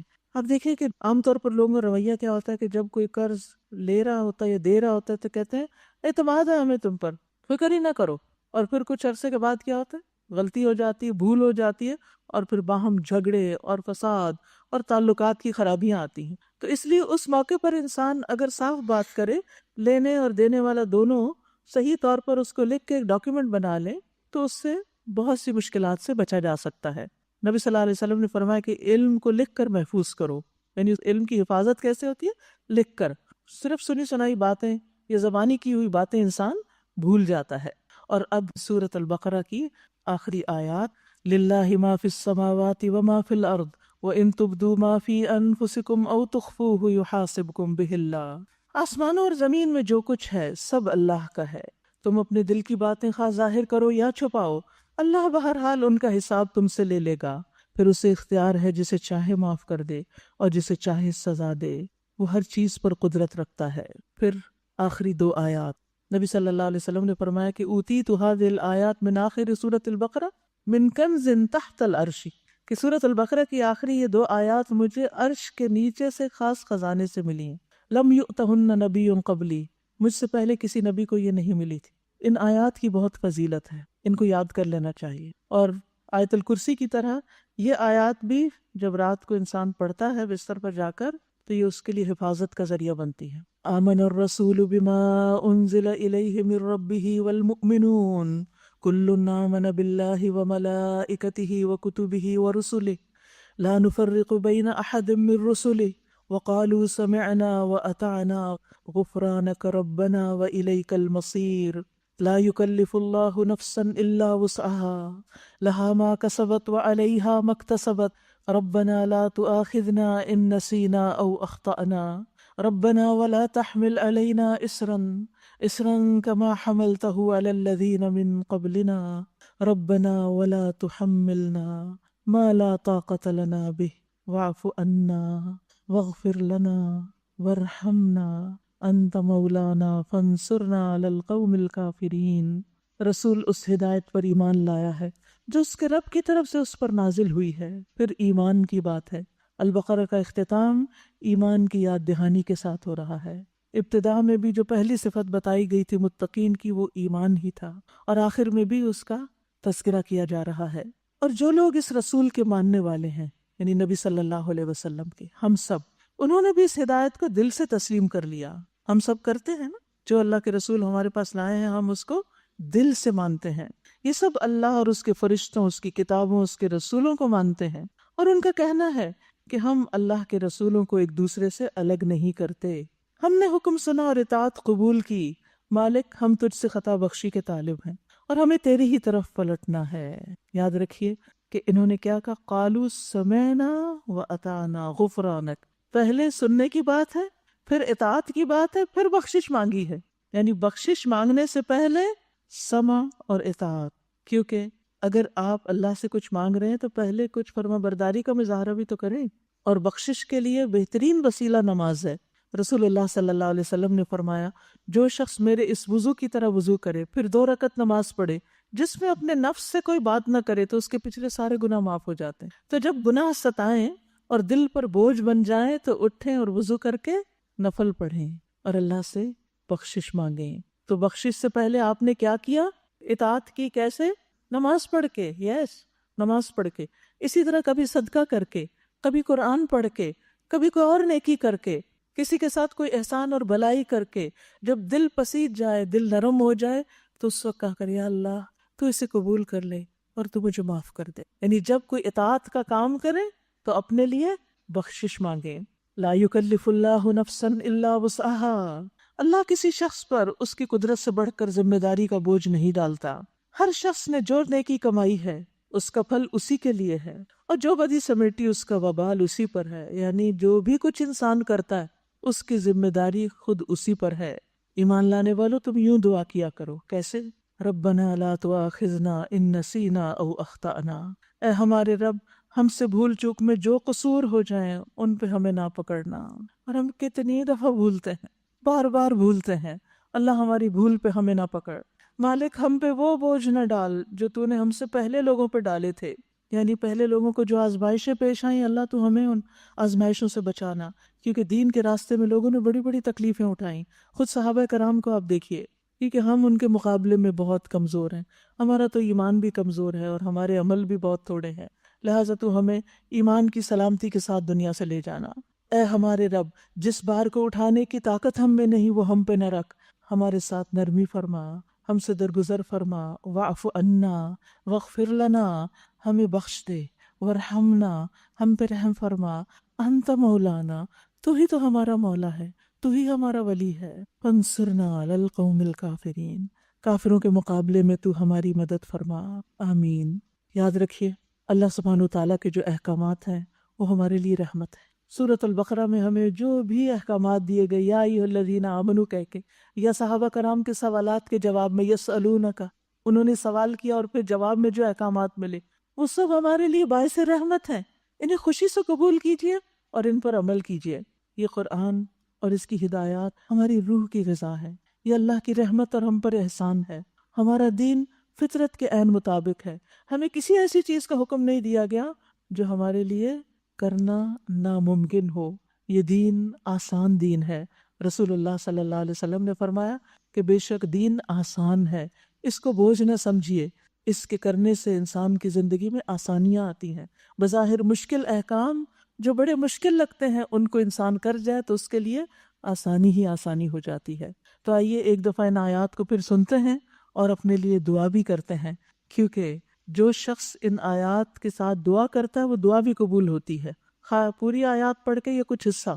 یا اللہ تو اس صورت کے احکامات پر ہمیں عمل کی توفیق عطا فرما اور ہم سے اس کوشش کو قبول فرما، اور ہمیں آئندہ بھی اس کو پڑھتے رہنے کی توفیق عطا فرما، کیونکہ سورۃ البقرہ کا پڑھنا باعث برکت ہے اور اس کو چھوڑنا باعث حسرت ہے۔ لہٰذا جو بھی طریقہ آپ کے لیے آسان ہو وہ اختیار کریں اور مستقل طور پر اس کا پڑھنا اپنی زندگی میں شامل کر لیں۔ سورۃ آل عمران۔ بسم اللہ الرحمن الرحیم۔ الف لام میم۔ اللہ لا الہ الا هو الحی القیوم نزل علیک الکتاب بالحق مصدقا لما بین یدیہ وانزل التوراۃ والانجیل۔ سورۃ آل عمران بھی سورۃ البقرہ کی طرح بہت فضیلت کی حامل ہے۔ رسول اللہ صلی اللہ علیہ وسلم نے فرمایا، قرآن کو سیکھو، کیونکہ یہ قیامت کے دن اپنے پڑھنے والوں کی سفارش کرے گا۔ قرآن کو سیکھو کیونکہ یہ قیامت کے دن اپنے پڑھنے والوں کی سفارش کرے گا۔ دو روشن صورتیں یعنی البقرہ اور آل عمران کو سیکھو کیونکہ یہ دونوں صورتیں قیامت کے دن دو بادلوں کی شکل میں یا دو سائبانوں کی شکل یا پرندوں کی دو صف بستہ ٹولیوں کی شکل میں آئیں گی اور اپنے پڑھنے والوں کا دفاع کریں گی، ان کا دفاع کریں گی، ان کی طرف سے جھگڑیں گی۔ ان دونوں صورتوں کو دوست بنا لیں۔ سورۃ آل عمران بھی مدنی سورت ہے سورۃ البقرہ کی طرح۔ اللہ سبحانہ وتعالیٰ فرماتے ہیں الف لام میم، اللہ وہ ذات ہے جس کے سوا کوئی الہ نہیں، اللہ لا الہ الا ہو، الحی زندہ ہے، القیوم قائم رکھنے والا ہے، دنیا میں آسمان و زمین میں جو کچھ بھی ہے اسی کے دم سے قائم ہے، سب کو اسی نے تھام رکھا ہے۔ یہ ہر دم بھاگتی ہوئی زمین جس پہ ہم بیٹھے ہیں یہ ساکت و جامد نہیں ہے ایک جگہ پر ٹھہری ہوئی، یہ مسلسل گردش میں ہے۔ یہ سورج، یہ ستارے، یہ چاند، یہ گیلیکسیز، یہ سب کچھ جو ہمارے اوپر حرکت کر رہا ہے اور جس زمین پر ہمیں، یہ سب بھی ان کو اللہ ہی تھامے ہوئے ہے۔ آسمان میں اڑتے ہوئے پرندوں کو اور ان بادلوں کو بھی وہی تھامے ہوئے ہیں، ہر چیز کو اسی نے قائم رکھا ہوا ہے، وہی ان کا مدبر ہے، وہی ان کا خالق ہے، وہی مالک ہے، وہی یہ نظام ہستی چلا رہا ہے۔ اسی نے تم پر یہ کتاب نازل کی ہے، یہ کتاب، یہ قرآن اللہ کی طرف سے آیا ہے، یہ کتاب حق لے کر آئی ہے اور ان کتابوں کی تصدیق کر رہی ہے جو پہلے سے آئی ہوئی تھیں۔ اس سے پہلے وہ انسانوں کی ہدایت کے لیے تورات اور انجیل نازل کر چکا ہے، تورات بنی اسرائیل کے لیے اور انجیل نصارہ کے لیے۔ من قبل، اس سے پہلے وہ کس لیے تھی؟ ہدی للناس، لوگوں کی ہدایت کے لیے۔ وانزل الفرقان، اور فرقان بھی اسی نے اتارا۔ اب جو لوگ انکار کرتے ہیں، کفر کرتے ہیں اللہ کی آیات کا، ان کے لیے سخت عذاب ہے اور اللہ زبردست ہے، انتقام لینے والا ہے۔ ان اللہ لا يخفى علیہ شیء فی الارض ولا فی السماء، زمین و آسمان کی کوئی چیز اللہ سے چھپی ہوئی نہیں، پوشیدہ نہیں۔ وہی تو ہے جو تمہاری ماؤں کے پیٹ میں تمہاری صورتیں جیسی چاہتا ہے بناتا ہے۔ ہم سب کی شکل اللہ کی مرضی کے مطابق، اللہ کی پسند کے مطابق بنی، لہذا کسی کی شکل پر اعتراض نہیں کرنا چاہیے اور کسی کی شکل کی وجہ سے اس کو حقیر نہیں سمجھنا چاہیے۔ یہ تقسیم بھی اللہ کی ہے، اس نے جیسا چاہا بنایا۔ اس زبردست حکمت والے کے سوا اور کوئی الہ نہیں، وہی ہے جس نے یہ کتاب تم پر نازل کی۔ اس میں دو طرح کی آیات ہیں، ایک محکمات جو کتاب کی اصل بنیاد ہے، اور دوسرے متشابہات۔ جن لوگوں کے دلوں میں ٹیڑھ ہے وہ فتنے کی تلاش میں ہمیشہ متشابہات ہی کے پیچھے پڑے رہتے ہیں اور ان کو معنی پہنانے کی کوشش کیا کرتے ہیں، حالانکہ ان کا حقیقی مفہوم اللہ کے سوا کوئی نہیں جانتا۔ بخلاف اس کے جو لوگ علم میں پختہ کار ہیں وہ کہتے ہیں ہمارا ان پر ایمان ہے، یہ سب ہمارے رب ہی کی طرف سے ہیں، یعنی جو آیات ان کو سمجھ آتی ہیں اور جن کے سمجھنے میں ان کو مشکل ہوتی ہے ان سب پر ایمان رکھتے ہیں، شک نہیں کرتے، شبہ نہیں رکھتے اس پر، یہ سب ہمارے رب ہی کی طرف سے ہیں۔ اور سچ یہ ہے کہ کسی چیز سے سبق صرف عقل مند لوگ ہی حاصل کرتے ہیں۔ کون ہے عقل مند؟ کیا ہے ان کی دعا؟ وہ کہتے ہیں ربنا لا تزغ قلوبنا بعد اذ ہدیتنا وہب لنا من لدنک رحمہ انک انت الوہاب۔ یہ آپ کی آج کی دعا ہے، اس کو خاص طور پر پڑھیے۔ کیا مطلب ہے اس کا؟ کہ اے ہمارے رب، جب تو ہمیں سیدھے رستے پر لا چکا ہے، لگا چکا ہے، تو پھر ہمارے دلوں میں ٹیڑھ نہ پیدا کرنا، لا تزغ قلوبنا، ہمارے دل نہ ٹیڑھے کرنا، بعد اذ ہدیتنا، اس کے بعد کہ تو نے ہمیں ہدایت دے دی، اس رستے پہ ہمیں چلا دیا، ہمیں اپنے خزانہ فیض سے رحمت عطا کر کہ تو ہی فیاض حقیقی ہے، انک انت الوہاب، دینے والا تو ہی ہے اور خوب خوب دینے والا ہے، بخشنے والا ہے، عطا کرنے والا ہے۔ ہمیں ہدایت عطا کر اور اس پر استقامت عطا کر اور ہمارے دلوں کو ٹیڑھا ہونے سے بچا لینا، کیونکہ جو انسان بھی زندہ ہے اس کے لیے سخت خطرہ ہے کہ کسی بھی وقت شیطان کے کسی بہکاوے میں وہ آ سکتا ہے۔ کبھی بھی مطمئن نہ رہیے، اس دعا کو اپنی زندگی کا حصہ بنا لیجئے۔ حضرت ام سلمہ سے روایت ہے، ان سے پوچھا گیا کہ آپ صلی اللہ علیہ وسلم کثرت سے کون سی دعا پڑھتے تھے، زیادہ کیا پڑھتے تھے؟ تو انہوں نے کہا کہ یا مقلب القلوب ثبت قلبی علی دینک، اے دلوں کو الٹ پلٹ کرنے والے، میرے دل کو اپنے دین پہ جما دے۔ ہم سب کو بھی اس کی ضرورت ہے کہ اللہ اس دین پر راہ حق پر ہمارے دلوں کو قرار دے دے، ہمارے قدم جما دے کہ ہم اس راستے کو کبھی بھی نہ چھوڑیں۔ اب جب ہم آپ کی طرف آئے ہیں تو ہمارا اختتام بھی اسی پر ہو، ہم اس سے پھر کر کسی اور طرف نہ جائیں، کسی شیطان اور انسان کے بہکاوے میں نہ آئیں۔ اے ہمارے رب، تو یقیناً سب لوگوں کو ایک روز جمع کرنے والا ہے جس کے آنے میں کوئی شک ہی نہیں۔ تو ہرگز اپنے وعدے سے ٹلنے والا نہیں۔ جن لوگوں نے کفر کا رویہ اختیار کیا انہیں اللہ کے مقابلے میں نہ ان کا مال کچھ کام دے گا نہ اولاد، وہ دوزخ کا ایندھن بن کر رہیں گے۔ ان کا انجام ویسا ہی ہوگا جیسا فرعون کے ساتھیوں اور ان سے پہلے کے نافرمانوں کا ہو چکا کہ انہوں نے آیات الہی کو جھٹلایا۔ نتیجہ یہ ہوا کہ اللہ نے ان کے گناہوں پر انہیں پکڑ لیا، اور حق یہ ہے کہ اللہ سخت سزا دینے والا ہے۔ بس اے محمد صلی اللہ علیہ وسلم، جن لوگوں نے تمہاری دعوت کو قبول کرنے سے انکار کر دیا ان سے کہہ دیجئے قریب ہے وہ وقت جب تم مغلوب ہو جاؤ گے اور جہنم کی طرف ہانکے جاؤ گے۔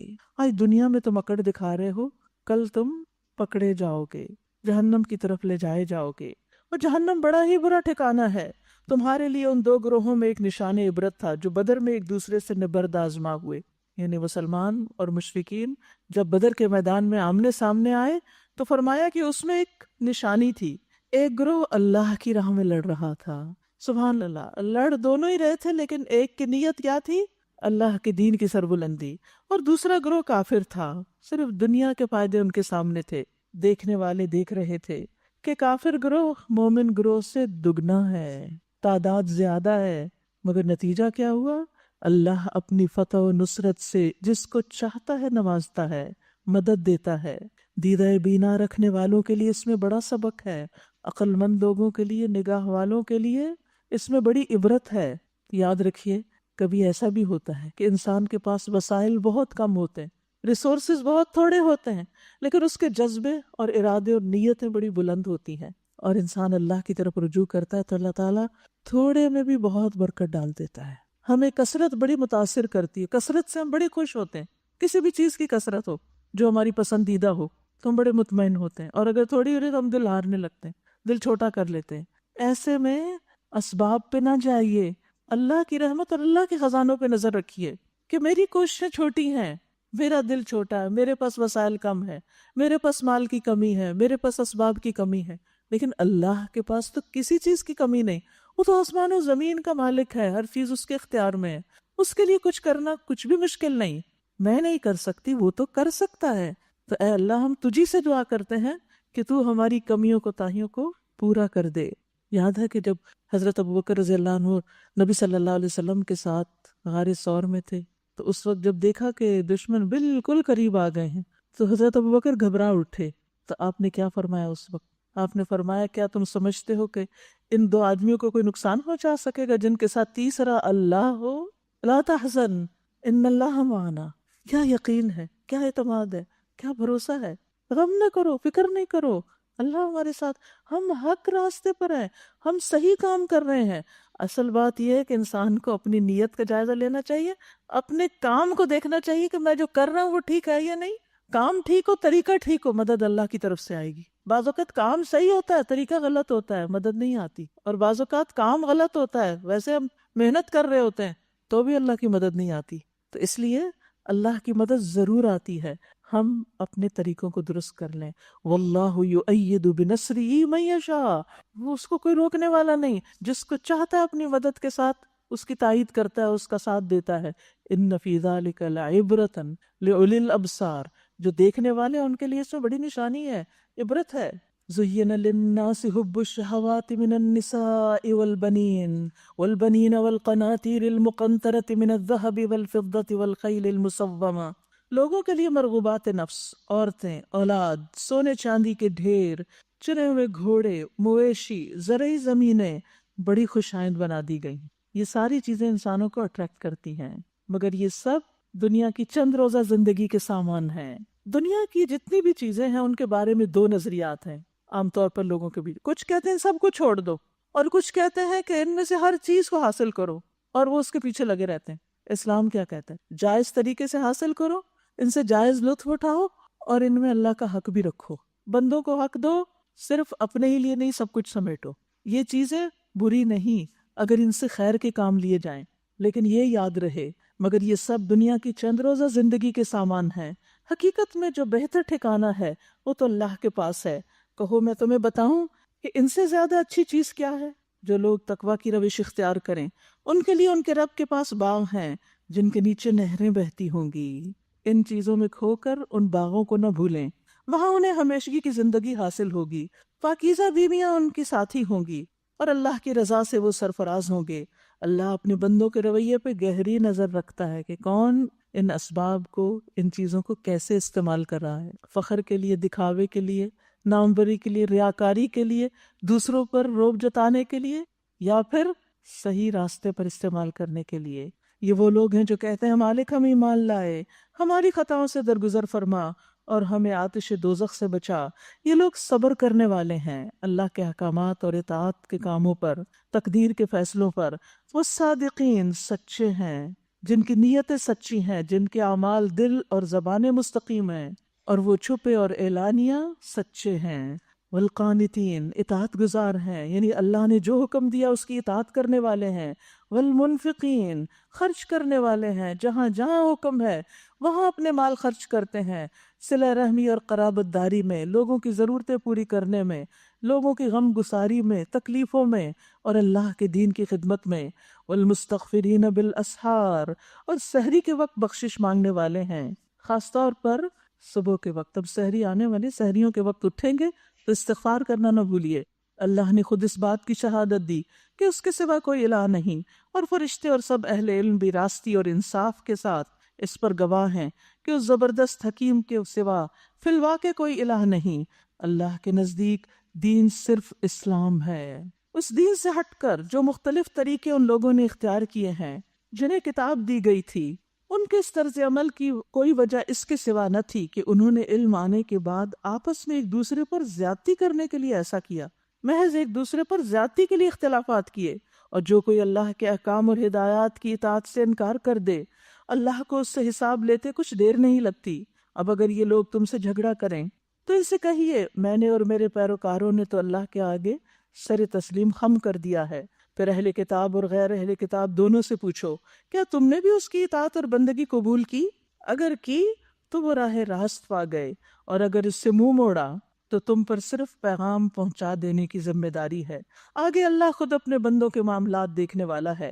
جو لوگ اللہ کے احکام و ہدایات ماننے سے انکار کرتے ہیں اور اس کے پیغمبروں کو ناحق قتل کرتے ہیں، اور ایسے لوگوں کی جان کے درپے ہو جاتے ہیں جو اللہ کی مخلوق میں سے عدل اور راستی کا حکم دینے کے لیے اٹھیں، تو ان کو دردناک سزا کی خوشخبری سنا دو۔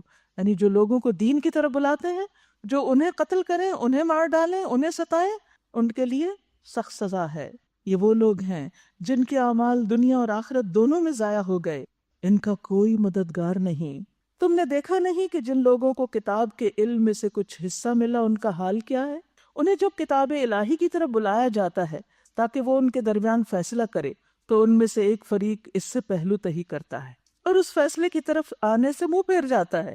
ان کا یہ طرز عمل اس وجہ سے ہے کہ وہ کہتے ہیں آتش دوزخ تو ہمیں چھوئے گی بھی نہیں، اور دوزخ کی سزا اگر ہمیں ملے گی تو بس چند دن۔ ان کے خود ساختہ عقیدوں نے ان کو اپنے دین کے معاملے میں بڑی غلط فہمیوں میں رکھا ہے، دین کے معاملے میں انہیں بڑی غلط فہمیوں میں ڈال رکھا ہے۔ مگر کیا بنے گی ان پر جب ہم انہیں اس روز جمع کریں گے، یعنی قیامت کے دن جس کا آنا یقینی ہے۔ اس روز ہر شخص کو اس کی کمائی کا بدلہ پورا پورا دے دیا جائے گا اور کسی پر بھی ظلم نہ ہوگا۔ قل اللہم مالک الملک تؤتی الملک من تشاء وتنزع الملک ممن تشاء وتعز من تشاء وتذل من تشاء بیدک الخیر انک علی کل شیء قدیر۔ کہیے اے اللہ ملک کے مالک، تو جسے چاہے حکومت دے، جس سے چاہے چھین لے، جسے چاہے عزت بخشے، جسے چاہے ذلیل کر دے، بھلائی تیرے اختیار میں ہے۔ یعنی انسانوں کو جو کچھ بھی ملا ہے اور انسانوں کے جو مختلف درجات ہیں، بڑے یا چھوٹے، سب اللہ کے فیصلے ہیں۔ بے شک تو ہر چیز پر قادر ہے۔ رات کو دن میں پھروتا ہوا لے آتا ہے اور دن کو رات میں، بے جان میں سے جاندار کو نکالتا ہے، جاندار میں سے بے جان کو، اور جسے چاہتا ہے بے حساب رزق دیتا ہے۔ تو یہ تقسیم اللہ کی تقسیم ہے، جس کو چاہے فضیلت دے، جس کو چاہے اونچا کر دے، جس کو چاہے نیچا کر دے۔ اور زندگی میں حالات ایک جیسے نہیں ہوتے، کبھی دن ہوتا ہے، کبھی رات ہوتی ہے، کبھی زندگی ہوتی ہے، کسی کے آنے کی خبر ہوتی ہے اور کسی کے دنیا سے جانے کی خبر ہوتی ہے۔ یہ جو کچھ بھی ہو رہا ہے اس دنیا میں، یہ سب اللہ کے حکم سے ہو رہا ہے، ان سب کے پیچھے اسی کا ہاتھ ہے۔ مومن اہل ایمان کو چھوڑ کر کافروں کو اپنا رفیق اور دوست ہرگز نہ بنائے، جو ایسا کرے گا اس کا اللہ سے کوئی تعلق نہیں۔ ہاں یہ معاف ہے کہ تم ان کے ظلم سے بچنے کے لیے بظاہر ایسا طرز عمل اختیار کر جاؤ، مگر اللہ تمہیں اپنے آپ سے ڈراتا ہے۔ اللہ سے ڈرنے کی ضرورت ہے ہم سب کو، اور تمہیں اسی کی طرف پلٹ کے جانا ہے۔ اے نبی، لوگوں کو خبردار کر دیجئے کہ تمہارے دلوں میں جو کچھ ہے اسے خواہ تم چھپاؤ یا ظاہر کرو، اللہ بہرحال اس کو جانتا ہے۔ اللہ کے سوا کوئی نہیں جانتا کسی کے دل میں کیا ہے، وہ جانتا ہے۔ زمین و آسمان کی کوئی چیز اس کے علم سے باہر نہیں، اس کا اقتدار ہر چیز پہ حاوی ہے، وہ ہر چیز پہ قدرت رکھتا ہے۔ وہ دن آنے والا ہے جب ہر نفس اپنے کیے کا پھل حاضر پائے گا، خواہ اس نے بھلائی کی ہو یا برائی۔ وہ دن روز جزا ہے اور اس کا مالک یوم الدین ہے۔ اس روز آدمی یہ تمنا کرے گا کہ کاش ابھی یہ دن اس سے بہت دور ہوتا، کاش ابھی قیامت نہ آتی۔ اللہ تمہیں اپنے آپ سے ڈراتا ہے۔ یاد رکھیے، اللہ محبت بھی کرتا ہے لیکن اللہ ڈراتا بھی ہے۔ کس کو ڈراتا ہے؟ غلط کام کرنے والوں کو، تاکہ وہ اللہ سے ڈر کر اس کو چھوڑ دیں۔ وہ اپنے بندوں کا نہایت خیر خواہ ہے، یعنی ساتھ ہی فرمایا واللہ رؤوف بالعباد، ڈراتا بھی ہے اور شفقت بھی کرتا ہے۔ قل ان کنتم تحبون اللہ فاتبعونی یحببکم اللہ ویغفر لکم ذنوبکم۔ اے نبی، لوگوں سے کہہ دیجئے اگر تم حقیقت میں اللہ سے محبت رکھتے ہو تو میری پیروی اختیار کرو، محمد صلی اللہ علیہ وسلم کی سنت کی پیروی کرو۔ فائدہ کیا ہوگا؟ سنت کی پیروی کرو گے، نبی کا اتباع کرو گے تو اللہ تم سے محبت کرے گا۔ سبحان اللہ۔ ہم چاہتے ہیں نا اللہ ہم پر مہربان و شفیق ہو، تو طریقہ کیا ہے اس کی محبت حاصل کرنے کا؟ محمد الرسول اللہ صلی اللہ علیہ وسلم کی پیروی، آپ کی سنت کی پیروی، اور تمہاری خطاؤں سے درگزر کرے گا۔ وہ بڑا معاف کرنے والا اور رحیم ہے۔ ان سے کہو اللہ اور رسول کی اطاعت قبول کر لو، پھر اگر وہ تمہاری یہ دعوت قبول نہ کریں تو یقیناً یہ ممکن نہیں کہ اللہ ایسے لوگوں سے محبت کرے جو اس کی اور اس کے رسول کی اطاعت سے انکار کرتے ہوں۔ ان اللہ اصطفیٰ آدم، بے شک اللہ نے آدم علیہ السلام کو چن لیا، وَنُوحًا وَآلَ إِبْرَاهِيمَ وَآلَ عِمْرَانَ عَلَى الْعَالَمِينَ، اور نوح علیہ السلام کو اور آل ابراہیم اور آل عمران کو سارے جہان والوں پر۔ یہ سب ایک سلسلے کے لوگ تھے جو ایک دوسرے کی نسل سے پیدا ہوئے۔ اللہ سب کچھ سنتا اور جانتا ہے۔ وہ اس وقت سن رہا تھا جب عمران کی بیوی کہہ رہی تھی کہ میرے پروردگار، میرے اس بچے کو جو میرے پیٹ میں ہے میں تیری نظر کرتی ہوں، وہ تیرے ہی کام کے لیے وقف ہوگا۔ ایک عورت کو سب سے زیادہ محبوب کیا چیز ہوتی ہے؟ اولاد۔ اور اللہ سبحانہ و تعالیٰ کے لیے انسان کیا دینا چاہتا ہے؟ محبوب ترین چیز۔ کیوں؟ کیونکہ وہ اللہ سے محبت کرتا ہے۔ ہر ایک دعویٰ کرتا ہے نا میں اللہ سے محبت کرتا ہوں، تو محبت کی تصدیق کیسے ہوگی؟ اللہ کو محبوب چیز دے کر۔ لیکن ہم تو اپنی اولاد کو کس کے لیے وقف کیے ہوئے ہیں، کس میں لگائے ہوئے ہیں، کس کے لیے دوڑا رہے ہیں، ان کی کس چیز کی فکر کر رہے ہیں؟ صرف دنیا کی۔ لیکن یہ ایک خاتون جس کو اللہ نے قرآن میں بطور مثال ہمارے سامنے رکھا کہ اس نے اپنے پیٹ کے بچے کو کہا کہ یہ دین کے کام کے لیے وقف ہوگا، اور کہتی ہے فتقبل منی، اللہ مجھ سے قبول کر لے۔ تو سننے والا جاننے والا ہے۔ پھر جب وہ بچی اس کے ہاں پیدا ہوئی تو اس نے کہا مالک میرے ہاں تو لڑکی پیدا ہو گئی، حالانکہ جو کچھ اس نے جنا تھا اللہ کو اس کی خبر تھی، اور لڑکا لڑکی کی طرح نہیں ہوتا، یعنی یہاں جو کام لڑکی کرے گی وہ لڑکا نہیں کر سکتا۔ خیر، میں نے اس کا نام مریم رکھ دیا ہے، اور میں اسے اور اس کی آئندہ نسل کو شیطان مردود کے فتنے سے تیری پناہ میں دیتی ہوں۔ آخر کار اس کے رب نے اس لڑکی کو بخوشی قبول فرما لیا، لڑکی کو قبول کر لیا، اسے بڑی اچھی لڑکی بنا کر اٹھایا، خاص تربیت کی اس کی، اور زکریہ کو اس کا سرپرست بنا دیا۔ زکریہ جب کبھی اس کے پاس محراب میں جاتے تو اس کے پاس کچھ نہ کچھ کھانے پینے کا سامان پاتے۔ پوچھتے مریم یہ تیرے پاس کہاں سے آیا ہے؟ اب آپ دیکھیے اللہ کی راہ میں جس اولاد کو وقف کیا، اللہ اس کے رزق کا کیسا کیسا بندوبست کرتا ہے، اس کو وہ کھلا رہا ہے جو عام لوگوں کو بھی نصیب نہیں۔ وہ جواب دیتی اللہ کے پاس سے آیا ہے، اللہ جسے چاہتا ہے بے حساب دیتا ہے۔ یہ حال دیکھ کر زکریا نے اپنے رب کو پکارا، پروردگار اے میرے رب، اپنی قدرت سے مجھے نیک اولاد عطا کر۔ تو ہی دعا سننے والا ہے۔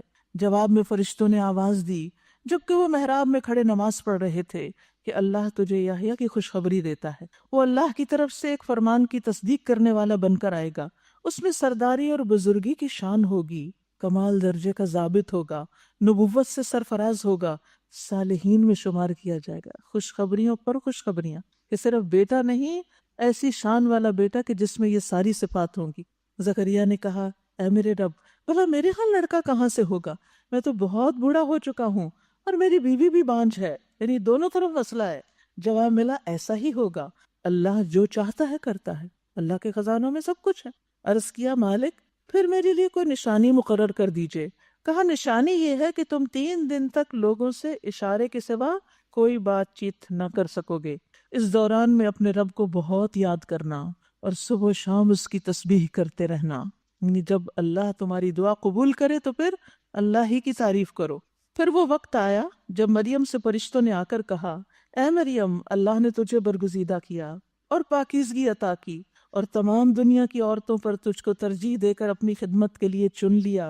اللہ نے اس بچی کو قبول کر لیا اپنے دین کی خدمت کے لیے۔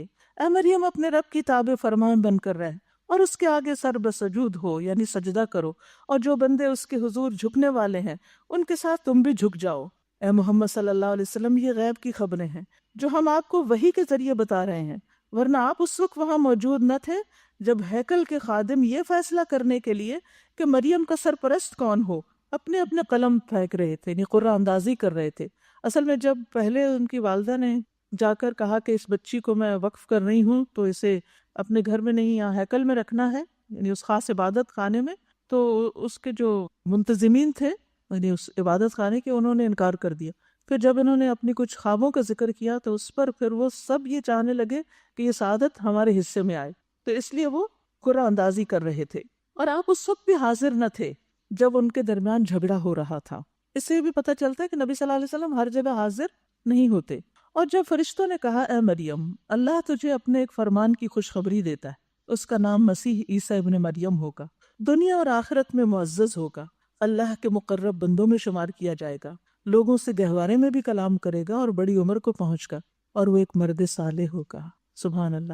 عیسیٰ علیہ السلام کی پیدائش کی خوشخبری کس کو دی جا رہی ہے؟ مریم علیہ السلام کو۔ اور یہ سلسلہ پیچھے سے شروع ہوا، ایک عورت کی قربانی سے، ایک عورت کی سچی خواہش سے کہ اس کی اولاد دین کے لیے وقف ہو۔ اللہ نے کیسے قبول کیا؟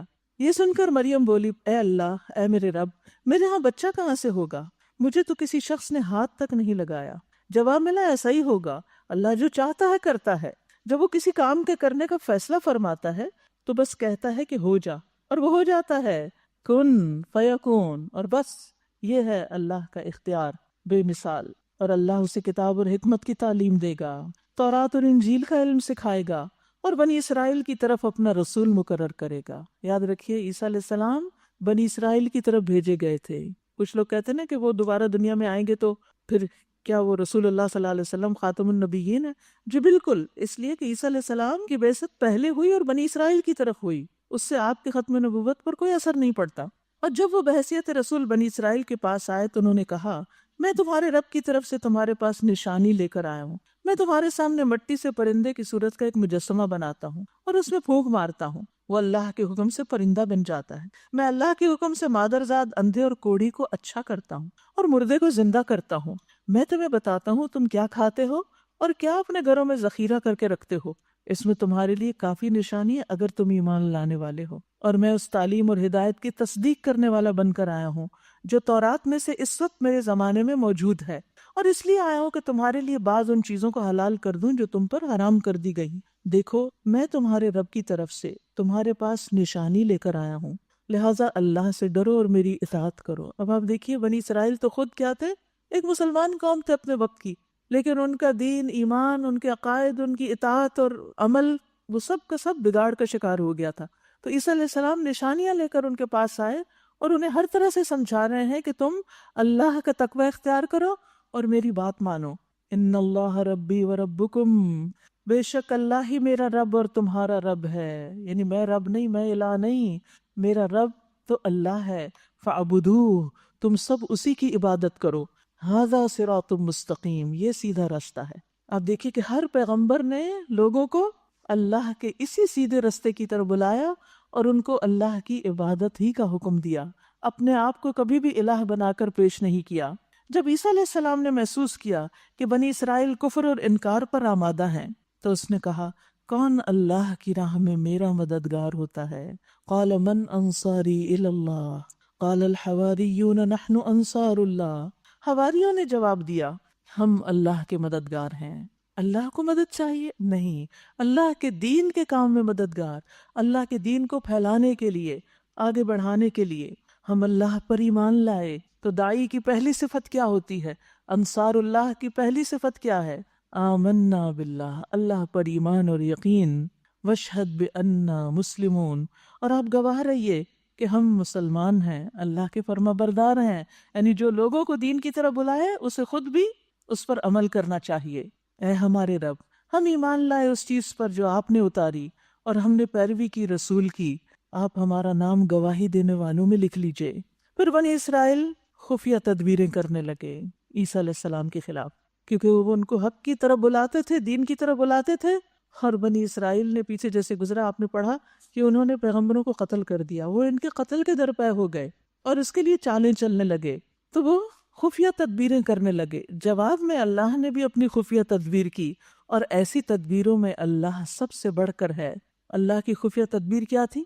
جب اس نے کہا، اے عیسیٰ، اب میں تجھے واپس لے لوں گا اور تجھے اپنی طرف اٹھا لوں گا، اور جنہوں نے تیرا انکار کیا ان سے، یعنی ان کے بیچ میں تجھے رہنے سے اور اس ماحول سے تمہیں نکال لوں گا، اس سے تجھے پاک کر دوں گا، اور تیری پیروی کرنے والوں کو قیامت تک ان لوگوں پر بلند رکھوں گا، بالادست رکھوں گا جنہوں نے تیرا انکار کیا۔ پھر تم سب کو آخر کار میرے پاس آنا ہے، اس وقت میں ان باتوں کا فیصلہ کر دوں گا جن میں تمہارے درمیان اختلاف ہوا ہے۔ جن لوگوں نے کفر اور انکار کی روش اختیار کی ہے انہیں دنیا اور آخرت دونوں میں سزا دوں گا، اور وہ کوئی مددگار نہ پائیں گے، اور جنہوں نے ایمان اور نیک عملی کا رویہ اختیار کیا انہیں ان کے اجر پورے پورے دے دیے جائیں گے۔ اور خوب جان لیجئے کہ ظالموں سے اللہ ہرگز محبت نہیں کرتا۔ یاد رکھیے یہاں اس پارے میں ظلم کا لفظ بھی بار بار آیا ہے، اللہ ظالموں سے محبت نہیں رکھتا، تو اس لیے کبھی کسی پر ظلم نہ کرنا، ظلم سے بچنا۔ یہ آیات اور حکمت سے لبریز تذکرے ہیں جو ہم آپ کو سنا رہے ہیں۔ اللہ کے نزدیک عیسیٰ کی مثال آدم کی سی ہے کہ اللہ نے اسے مٹی سے پیدا کیا اور حکم دیا کہ ہو جا، اور وہ ہو گیا۔ آدم علیہ السلام مٹی سے بنائے گئے اور اللہ کے حکم سے ان میں جان پڑ گئی، تو عیسیٰ علیہ السلام بھی بغیر باپ کے اللہ کے حکم سے پیدا ہوئے، کلمہ کن سے۔ یہ اصل حقیقت ہے جو تمہارے رب کی طرف سے بتائی جا رہی ہے، اور تم ان لوگوں میں شامل نہ ہو جو اس میں شک کرتے ہیں۔ یہ علم آ جانے کے بعد اب جو کوئی اس معاملے میں آپ سے جھگڑا کرے تو اے محمد صلی اللہ علیہ وسلم اس سے کہیے کہ آؤ ہم اور تم خود بھی آ جائیں اور اپنے اپنے بال بچوں کو بھی لے آئیں، اور اللہ سے دعا کریں کہ جو جھوٹا ہو اس پر اللہ کی لعنت۔ یہ بالکل صحیح واقعات ہیں، اور حقیقت یہ ہے کہ اللہ کے سوا کوئی الہ نہیں، اور وہ اللہ ہی کی ہستی ہے جس کی طاقت سب سے بالا اور جس کی حکمت نظام عالم میں کار فرما ہے۔ بس اگر یہ لوگ اس شرط پر مقابلے میں آنے سے منہ موڑیں تو ان کا مفسد ہونا صاف کھل جائے گا، اور اللہ تو مفسدوں کے حال سے واقف ہی ہے۔ قل یا اہل الکتاب، کہہ دیجئے اے اہل کتاب، آؤ ایک ایسی بات کی طرف جو ہمارے اور تمہارے درمیان یکساں ہے۔ یہاں اہل کتاب سے مراد نصارہ ہیں، عیسائی ہیں۔ ان آیات کے پس منظر میں یہ بات یاد رہے کہ نبی صلی اللہ علیہ وسلم کے پاس 9 ہجری میں نجران سے، جو کہ عیسائیوں کا علاقہ ہے، وہاں سے ایک وفد آیا تھا۔ آپ نے ان کے سامنے عیسیٰ علیہ السلام کے بارے میں جو صحیح تعلیمات ہیں وہ رکھی، اور ان کے تمام شکوک و شبہات اور ان کے غلط عقائد کو ان پر واضح کیا، لیکن وہ ماننے کو تیار نہ ہوئے۔ تو اس پر انہیں کہا گیا کہ ٹھیک ہے، اگر تم نہیں مانتے تو آؤ پھر مباہلہ کریں۔ اور اللہ تعالیٰ ایسے لوگوں کو پھر ہدایت بھی نہیں دیتا، کیونکہ اللہ کس کو ہدایت دیتا ہے؟ جو ہدایت چاہتے ہیں۔ اللہ اپنے دوستوں کو ہدایت دیتا ہے۔ تو یہاں پر اہل کتاب یعنی ان نصارہ سے کہا جا رہا ہے، ان کو اسلام کی دعوت دی جا رہی۔ یاد رکھیے سورۃ البقرہ میں کس سے خطاب تھا؟ یہود سے، اور یہاں پر نصارہ سے۔ آؤ ایک کلمے کی طرف، ایک بات کی طرف جو ہمارے اور تمہارے درمیان ایک ہی ہے۔ وہ کیا ہے؟ اللہ نعبد الا اللہ، کہ ہم اللہ کے سوا کسی کی بندگی نہ کریں اور اس کے ساتھ کسی کو شریک نہ ٹھہرائیں، اور ہم میں سے کوئی اللہ کے سوا کسی کو اپنا رب نہ بنائے۔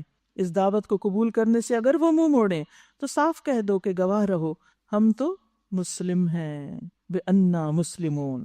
اے اہل کتاب، تم ابراہیم کے بارے میں ہم سے کیوں جھگڑا کرتے ہو؟ حالانکہ تورات اور انجیل تو ابراہیم کے بعد ہی نازل ہوئی ہیں. پھر کیا تم اتنی بات نہیں سمجھتے؟ جھگڑا کیا تھا؟ یہود کہتے تھے کہ وہ یہودی تھے، عیسائی کہتے تھے کہ وہ عیسائی تھے. حالانکہ ابراہیم علیہ السلام تو ان فرقوں کے وجود میں آنے سے پہلے دنیا میں آئے تھے. تم لوگ جن چیزوں کا علم رکھتے ہو ان میں تو خوب بحثیں کر چکے، اب ان معاملات میں کیوں بحث کرنے چلے ہو جس کا تمہارے پاس کچھ بھی علم نہیں؟ اللہ جانتا ہے، تم نہیں جانتے. ما کان ابراہیم یہودیا ولا نصرانیا ولکن کان حنیفا مسلما. ابراہیم نہ یہودی تھے نہ عیسائی، بلکہ وہ تو ایک یکسو مسلمان تھے. کسی فرقے سے ان کا کوئی تعلق نہیں تھا. وہ اپنے آپ کو کیا کہتے تھے؟ مسلم. اور وہ ہرگز مشرکوں میں سے نہ تھے. ابراہیم سے نسبت رکھنے کا سب سے زیادہ حق اگر کسی کو پہنچتا ہے تو ان لوگوں کو پہنچتا ہے جنہوں نے اس کی پیروی کی، اور اب یہ نبی اور اس کے ماننے والے اس نسبت کے زیادہ حقدار ہیں. اللہ صرف انہی کا حامی و مددگار ہے جو ایمان رکھتے ہوں. واللہ ولی المؤمنین. پھر ایمان کی بات ہے. اے ایمان لانے والو، اہل کتاب میں سے ایک گروہ چاہتا ہے کہ کسی طرح تمہیں راہ راست سے ہٹا دے، حالانکہ در حقیقت وہ اپنے سوا کسی کو گمراہی میں نہیں ڈال رہے، مگر انہیں اس کا شعور نہیں. اے اہل کتاب، کیوں اللہ کی آیات کا انکار کرتے ہو حالانکہ تم خود ان کا مشاہدہ کرتے ہو؟ اے اہل کتاب، کیوں حق کو باطل کا رنگ چڑھا کر مشتبہ بناتے ہو؟ کیوں جانتے بوجھتے حق کو چھپاتے ہو؟ اہل کتاب میں سے ایک گروہ کہتا ہے کہ اس نبی کے ماننے والوں پر جو کچھ نازل ہوا ہے اس پر صبح ایمان لاؤ، شام کو اس سے انکار کر دو. شاید اس طریقے سے یہ لوگ اپنے ایمان سے پھر جائیں کہ شام کو کہو ہم نے دیکھ لیا یہ دین کچھ نہیں ہے اس میں، تو دوسرے لوگ بھی پھر اس دین کو برا بلا کہیں گے اور اس کو چھوڑ دیں گے. نیز یہ لوگ آپس میں کہتے ہیں کہ اپنے مذہب والے کے سوا کسی کی بات نہ مانو. اے نبی ان سے کہہ دیجئے کہ اصل میں ہدایت تو اللہ کی ہدایت ہے، اور یہ اسی کی دین ہے کہ کسی کو وہی کچھ دے دیا جائے جو کبھی تمہیں دیا گیا، یا یہ کہ دوسروں کو تمہارے رب کے حضور پیش کرنے کے لیے تمہارے خلاف قوی حجت مل جائے. اے نبی ان سے کہہ دیجئے کہ فضل اور شرف اللہ کے اختیار میں ہے، جسے چاہے عطا فرمائے. وہ وسیع النظر ہے اور سب کچھ جانتا ہے، اپنی رحمت کے لیے جس کو چاہتا ہے مخصوص کرتا ہے، اور اس کا فضل بہت بڑا ہے. تو ہمیں کیا مانگنا چاہیے؟ اللہ کا فضل. اہل کتاب میں کوئی تو ایسا ہے کہ اگر تم اس پر اعتماد کر کے مال و دولت کا ایک ڈھیر بھی اسے دے دو تو وہ تمہیں واپس لوٹا دے گا، اور کسی کا حال یہ ہے کہ اگر تم ایک دینار کے معاملے میں بھی اس پر بھروسہ کرو تو وہ ادا نہ کرے گا، الا یہ کہ تم اس کے سر پہ سوار ہو جاؤ. تو یاد رکھیے کہ بحیثیت پوری قوم کے کسی کو بدنام نہیں کرنا چاہیے. ہر قوم، ہر گروہ، ہر خاندان میں اچھے برے، ہر جگہ، ہر شہر علاقے میں اچھے برے ہر طرح کے لوگ ہوتے ہیں. ان کی اخلاقی حالت کا سبب یہ ہے کہ وہ کہتے ہیں کہ امیوں یعنی غیر یہودی لوگوں کے معاملے میں ہم پہ کوئی مواخذہ نہیں، اور یہ بات وہ محض جھوٹ گھڑ کر اللہ کی طرف منسوب کرتے ہیں، حالانکہ انہیں معلوم ہے کہ اللہ نے ایسی کوئی بات نہیں فرمائی. آخر کیوں ان سے باس پرس نہ ہوگی؟ جو بھی اپنے عہد کو پورا کرے گا اور برائی سے بچ کر رہے گا وہ اللہ کا محبوب بنے گا، کیونکہ پرہیزگار لوگ اللہ کو پسند ہیں. رہے وہ لوگ جو اللہ کے عہد اور اپنی قسموں کو تھوڑی قیمت پہ بیچ ڈالتے ہیں، پھر عہد کی بات ہو رہی ہے تو ان کے لیے آخرت میں کوئی حصہ نہیں. اللہ قیامت کے روز ان سے بات نہ کرے گا، نہ ان کی طرف دیکھے گا، نہ انہیں پاک کرے گا، بلکہ ان کے لیے تو سخت دردناک سزا ہے. تو یاد رکھیے کہ اللہ کے عہد نبھانے چاہیے اور دنیا کے تھوڑے تھوڑے فائدوں کے لیے ان کمٹمنٹس کو چھوڑنا نہیں چاہیے. ان میں کچھ لوگ ایسے ہیں جو کتاب پڑھتے ہوئے اس طرح زبان کو الٹ پھیر کرتے ہیں کہ تم سمجھو وہ جو کچھ پڑھ رہے ہیں وہ کتاب ہی کی عبارت ہے، حالانکہ وہ کتاب کی عبارت نہیں ہے. وہ کہتے ہیں جو کچھ ہم پڑھ رہے ہیں یہ اللہ کی طرف سے ہے، حالانکہ وہ اللہ کی طرف سے نہیں ہوتا. وہ جان بوجھ کر جھوٹ بات اللہ کی طرف منسوب کرتے ہیں. کسی انسان کا یہ کام نہیں کہ اللہ تو اس کو کتاب اور حکم اور نبوت عطا فرمائے اور وہ لوگوں سے کہے کہ اللہ کی بجائے میرے بندے بن جاؤ، اللہ کی بجائے میرے بندے بن جاؤ، یعنی لوگوں کو اللہ سے پھیرے اور اپنی طرف مائل کرے. یہ عام طور پہ ہم بنی اسرائیل کے کانٹیکسٹ میں پڑھتے ہیں تو ہم سمجھتے ہیں کہ وہ ایسا کرتے تھے. ہم سب کو بھی اپنی نیتوں کا جائزہ لینا چاہیے کہ جب ہم کسی کو دین سکھا رہے ہوں تو ہماری کہیں چھپی ہوئی بھی یہ نیت نہ ہو کہ یہ لوگ میرے گرویدہ ہو جائیں، میرے فین بن جائیں، یا مجھے چاہیں، یا ہر بات میری ہی مانیں. نہیں، لوگوں کو ہمیشہ اللہ سے جوڑیں، لوگوں کو خود سے نہیں ڈرائیں، اللہ سے ڈرائیں. لوگوں کے دل میں اپنی محبت نہیں اللہ کی محبت ڈالیں، کیونکہ یہ انسان کی بہت بڑی ویکنس ہوتی ہے کہ وہ چاہتا ہے کہ ہر چیز میری ہی طرف رجوع کرے اور میری ہی بن جائے، میری ہو جائے. یہ اس کی حرص ہوتی ہے، وہ اپنا نام پیدا کرنا چاہتا ہے، یہ اپنا سکہ منوانا چاہتا ہے. تو یہ چیزیں انسان کے لیے بہت خطرناک ہوتی ہیں. وہ تو یہی کہے گا کہ سچے ربانی بنو، سچے ربانی بنو. ربانی کون ہوتا ہے؟ وہ عالم جو اپنے علم پر عمل کرتا ہو، عالم حقیقی، باعمل عالم. اور عالم کی ذمہ داری کیا ہوتی ہے؟ وہ لوگوں کی اصلاح کا کام کرتا ہے. ربانی کیوں بنا؟ جیسا کہ اس کتاب کی تعلیم کا تقاضا ہے. تو ہم سب کو بھی کیا بننا ہے؟ ربانی، کیونکہ ہم کتاب پڑھتے پڑھاتے ہیں. وہ تم سے ہرگز یہ نہ کہے گا کہ فرشتوں کو یا پیغمبروں کو اپنا رب بناؤ. کیا یہ ممکن ہے کہ ایک نبی تمہیں کفر کا حکم دے جبکہ تم مسلم؟ کیونکہ بنی اسرائیل نے اور یہود و نصارہ نے کچھ چیزیں خود گھڑ کے اپنے پیغمبروں کی طرف منسوب کر دی تھی، حالانکہ وہ پیغمبروں کی تعلیم نہ تھی. یاد کرو، اللہ نے پیغمبروں سے عہد لیا، آج ہم نے تمہیں کتاب اور حکمت اور دانش سے نوازا. کل اگر کوئی دوسرا رسول تمہارے پاس اسی تعلیم کی تصدیق کرتا ہوا آئے جو پہلے سے تمہارے پاس موجود ہے تو تمہیں اس پر ایمان لانا ہوگا اور اس کی مدد کرنی ہوگی. یہ ارشاد فرما کر اللہ نے پوچھا، کیا تم اس کا اقرار کرتے ہو اور اس پر میری طرف سے عہد کی بھاری ذمہ داری اٹھاتے ہو؟ پھر عہد کی بات ہے. انہوں نے کہا ہم اقرار کرتے ہیں. اللہ نے فرمایا اچھا تو گواہ رہو اور میں بھی تمہارے ساتھ گواہ ہوں. اس کے بعد جو اپنے عہد سے پھر جائے وہی فاسق ہے. افغیر دین اللہ یبغون، اب کیا یہ لوگ اللہ کی اطاعت کا طریقہ، یہ دین چھوڑ کر کوئی اور طریقہ چاہتے ہیں؟ حالانکہ آسمان و زمین کی ساری چیزیں چاروں ناچار اللہ ہی کی تابع فرمان ہیں، مسلم ہیں. مسلم کون ہوتا ہے؟ اطاعت گزار، فرما بردار. سورج کس کے حکم سے چل رہا ہے؟ چاند کس کے حکم سے روشنی دیتا ہے؟ آسمان کس کے حکم سے تھمے ہوئے ہیں کہ گر نہیں پڑتے؟ بادلوں پہ کس کا حکم ہے؟ اس زمین پہ یہ جو چیزیں ہم کھاتے ہیں وہ کس کے حکم سے اگتی ہیں؟ ان میں مٹھاس کون پیدا کرتا ہے؟ ان کو ہمارے فائدے کا کون بناتا ہے؟ سب کچھ اللہ کرتا ہے. جب سب کچھ اللہ کرتا ہے اور یہ ساری چیزیں اللہ کا حکم مانتی ہیں تو پھر مجھے اور آپ کو جن کے لیے یہ سب کچھ بنایا گیا ہے اور جو یہ سب کچھ استعمال کر رہے ہیں انہیں کیا کرنا چاہیے؟ انہیں بھی اللہ کی بات ماننی چاہیے. اگر ہر چیز اللہ کے اذن سے ہو رہی ہے اور اللہ کا حکم مانتی ہے، اللہ کے حکم کی پابند ہے، تو پھر اللہ ہی تو بڑا ہے اور اسی کی طرف ہمیں رجوع کرنا چاہیے. اے نبی کہو کہ ہم اللہ کو مانتے ہیں، اس تعلیم کو مانتے ہیں جو ہم پر نازل کی گئی، ان تعلیمات کو بھی مانتے ہیں جو ابراہیم علیہ السلام، اسماعیل علیہ السلام، اسحاق علیہ السلام، یعقوب علیہ السلام اور اولاد یعقوب پر نازل ہوئی تھی، اور ان ہدایات پر بھی ایمان رکھتے ہیں جو موسیٰ اور عیسیٰ علیہ السلام اور دوسرے پیغمبروں کو ان کے رب کی طرف سے دی گئی تھیں. کیا دیا گیا تھا؟ ہر پیغمبر کو کیا تعلیم دی گئی؟ لوگوں اللہ کی عبادت کرو. اور اس تعلیم کو پڑھنے پڑھانے سے انسان کیا بنے؟ ربانی، رب والا بن جائے. پڑھانے والا بھی رب کی طرف رجوع کرے اور پڑھنے والے بھی رب کی طرف جائیں. ہر پیغمبر نے لوگوں کو رب سے جوڑا. ہم ان کے درمیان فرق نہیں کرتے اور ہم اللہ کے تابع فرمان یعنی مسلم ہیں.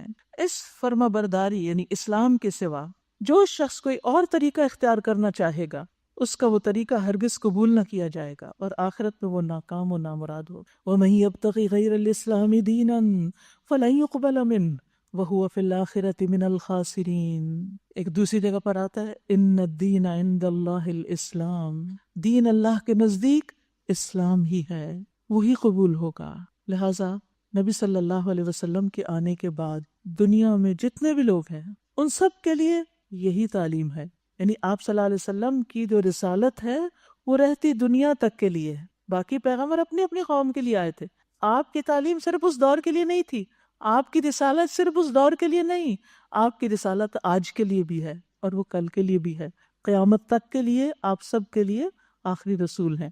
لہٰذا سب کے اوپر کیا ذمہ داری بنتی ہے کہ جو صاف ستھرا دین آپ نے پیش کیا اس کو قبول کریں، اپنی زندگی کا حصہ بنائیں، اس کے مطابق چلیں. کل قیامت کے دن اسی کے مطابق جائزہ لیا جائے گا کہ کیا کر کے آئے ہو. اب دیکھیے جیسے ایک امتحان ہوتا ہے نا، ایک امتحانی پرچہ ہوتا ہے، تو اس میں جواب کس کے مطابق چیک کیے جاتے ہیں؟ جو پہلے تعلیم دی گئی ہوتی ہے نا، جو آپ کو پڑھایا گیا ہوتا ہے اس کے مطابق، جو آپ کا ٹیکسٹ یا نصاب یا سلیبس ہوتا ہے. اسی طرح قیامت کے دن ہمارے اعمال اچھے ہیں کہ نہیں، ان کو کس طرح پرکھا جائے گا کہ یہ قرآن و سنت کے مطابق ہیں یا نہیں.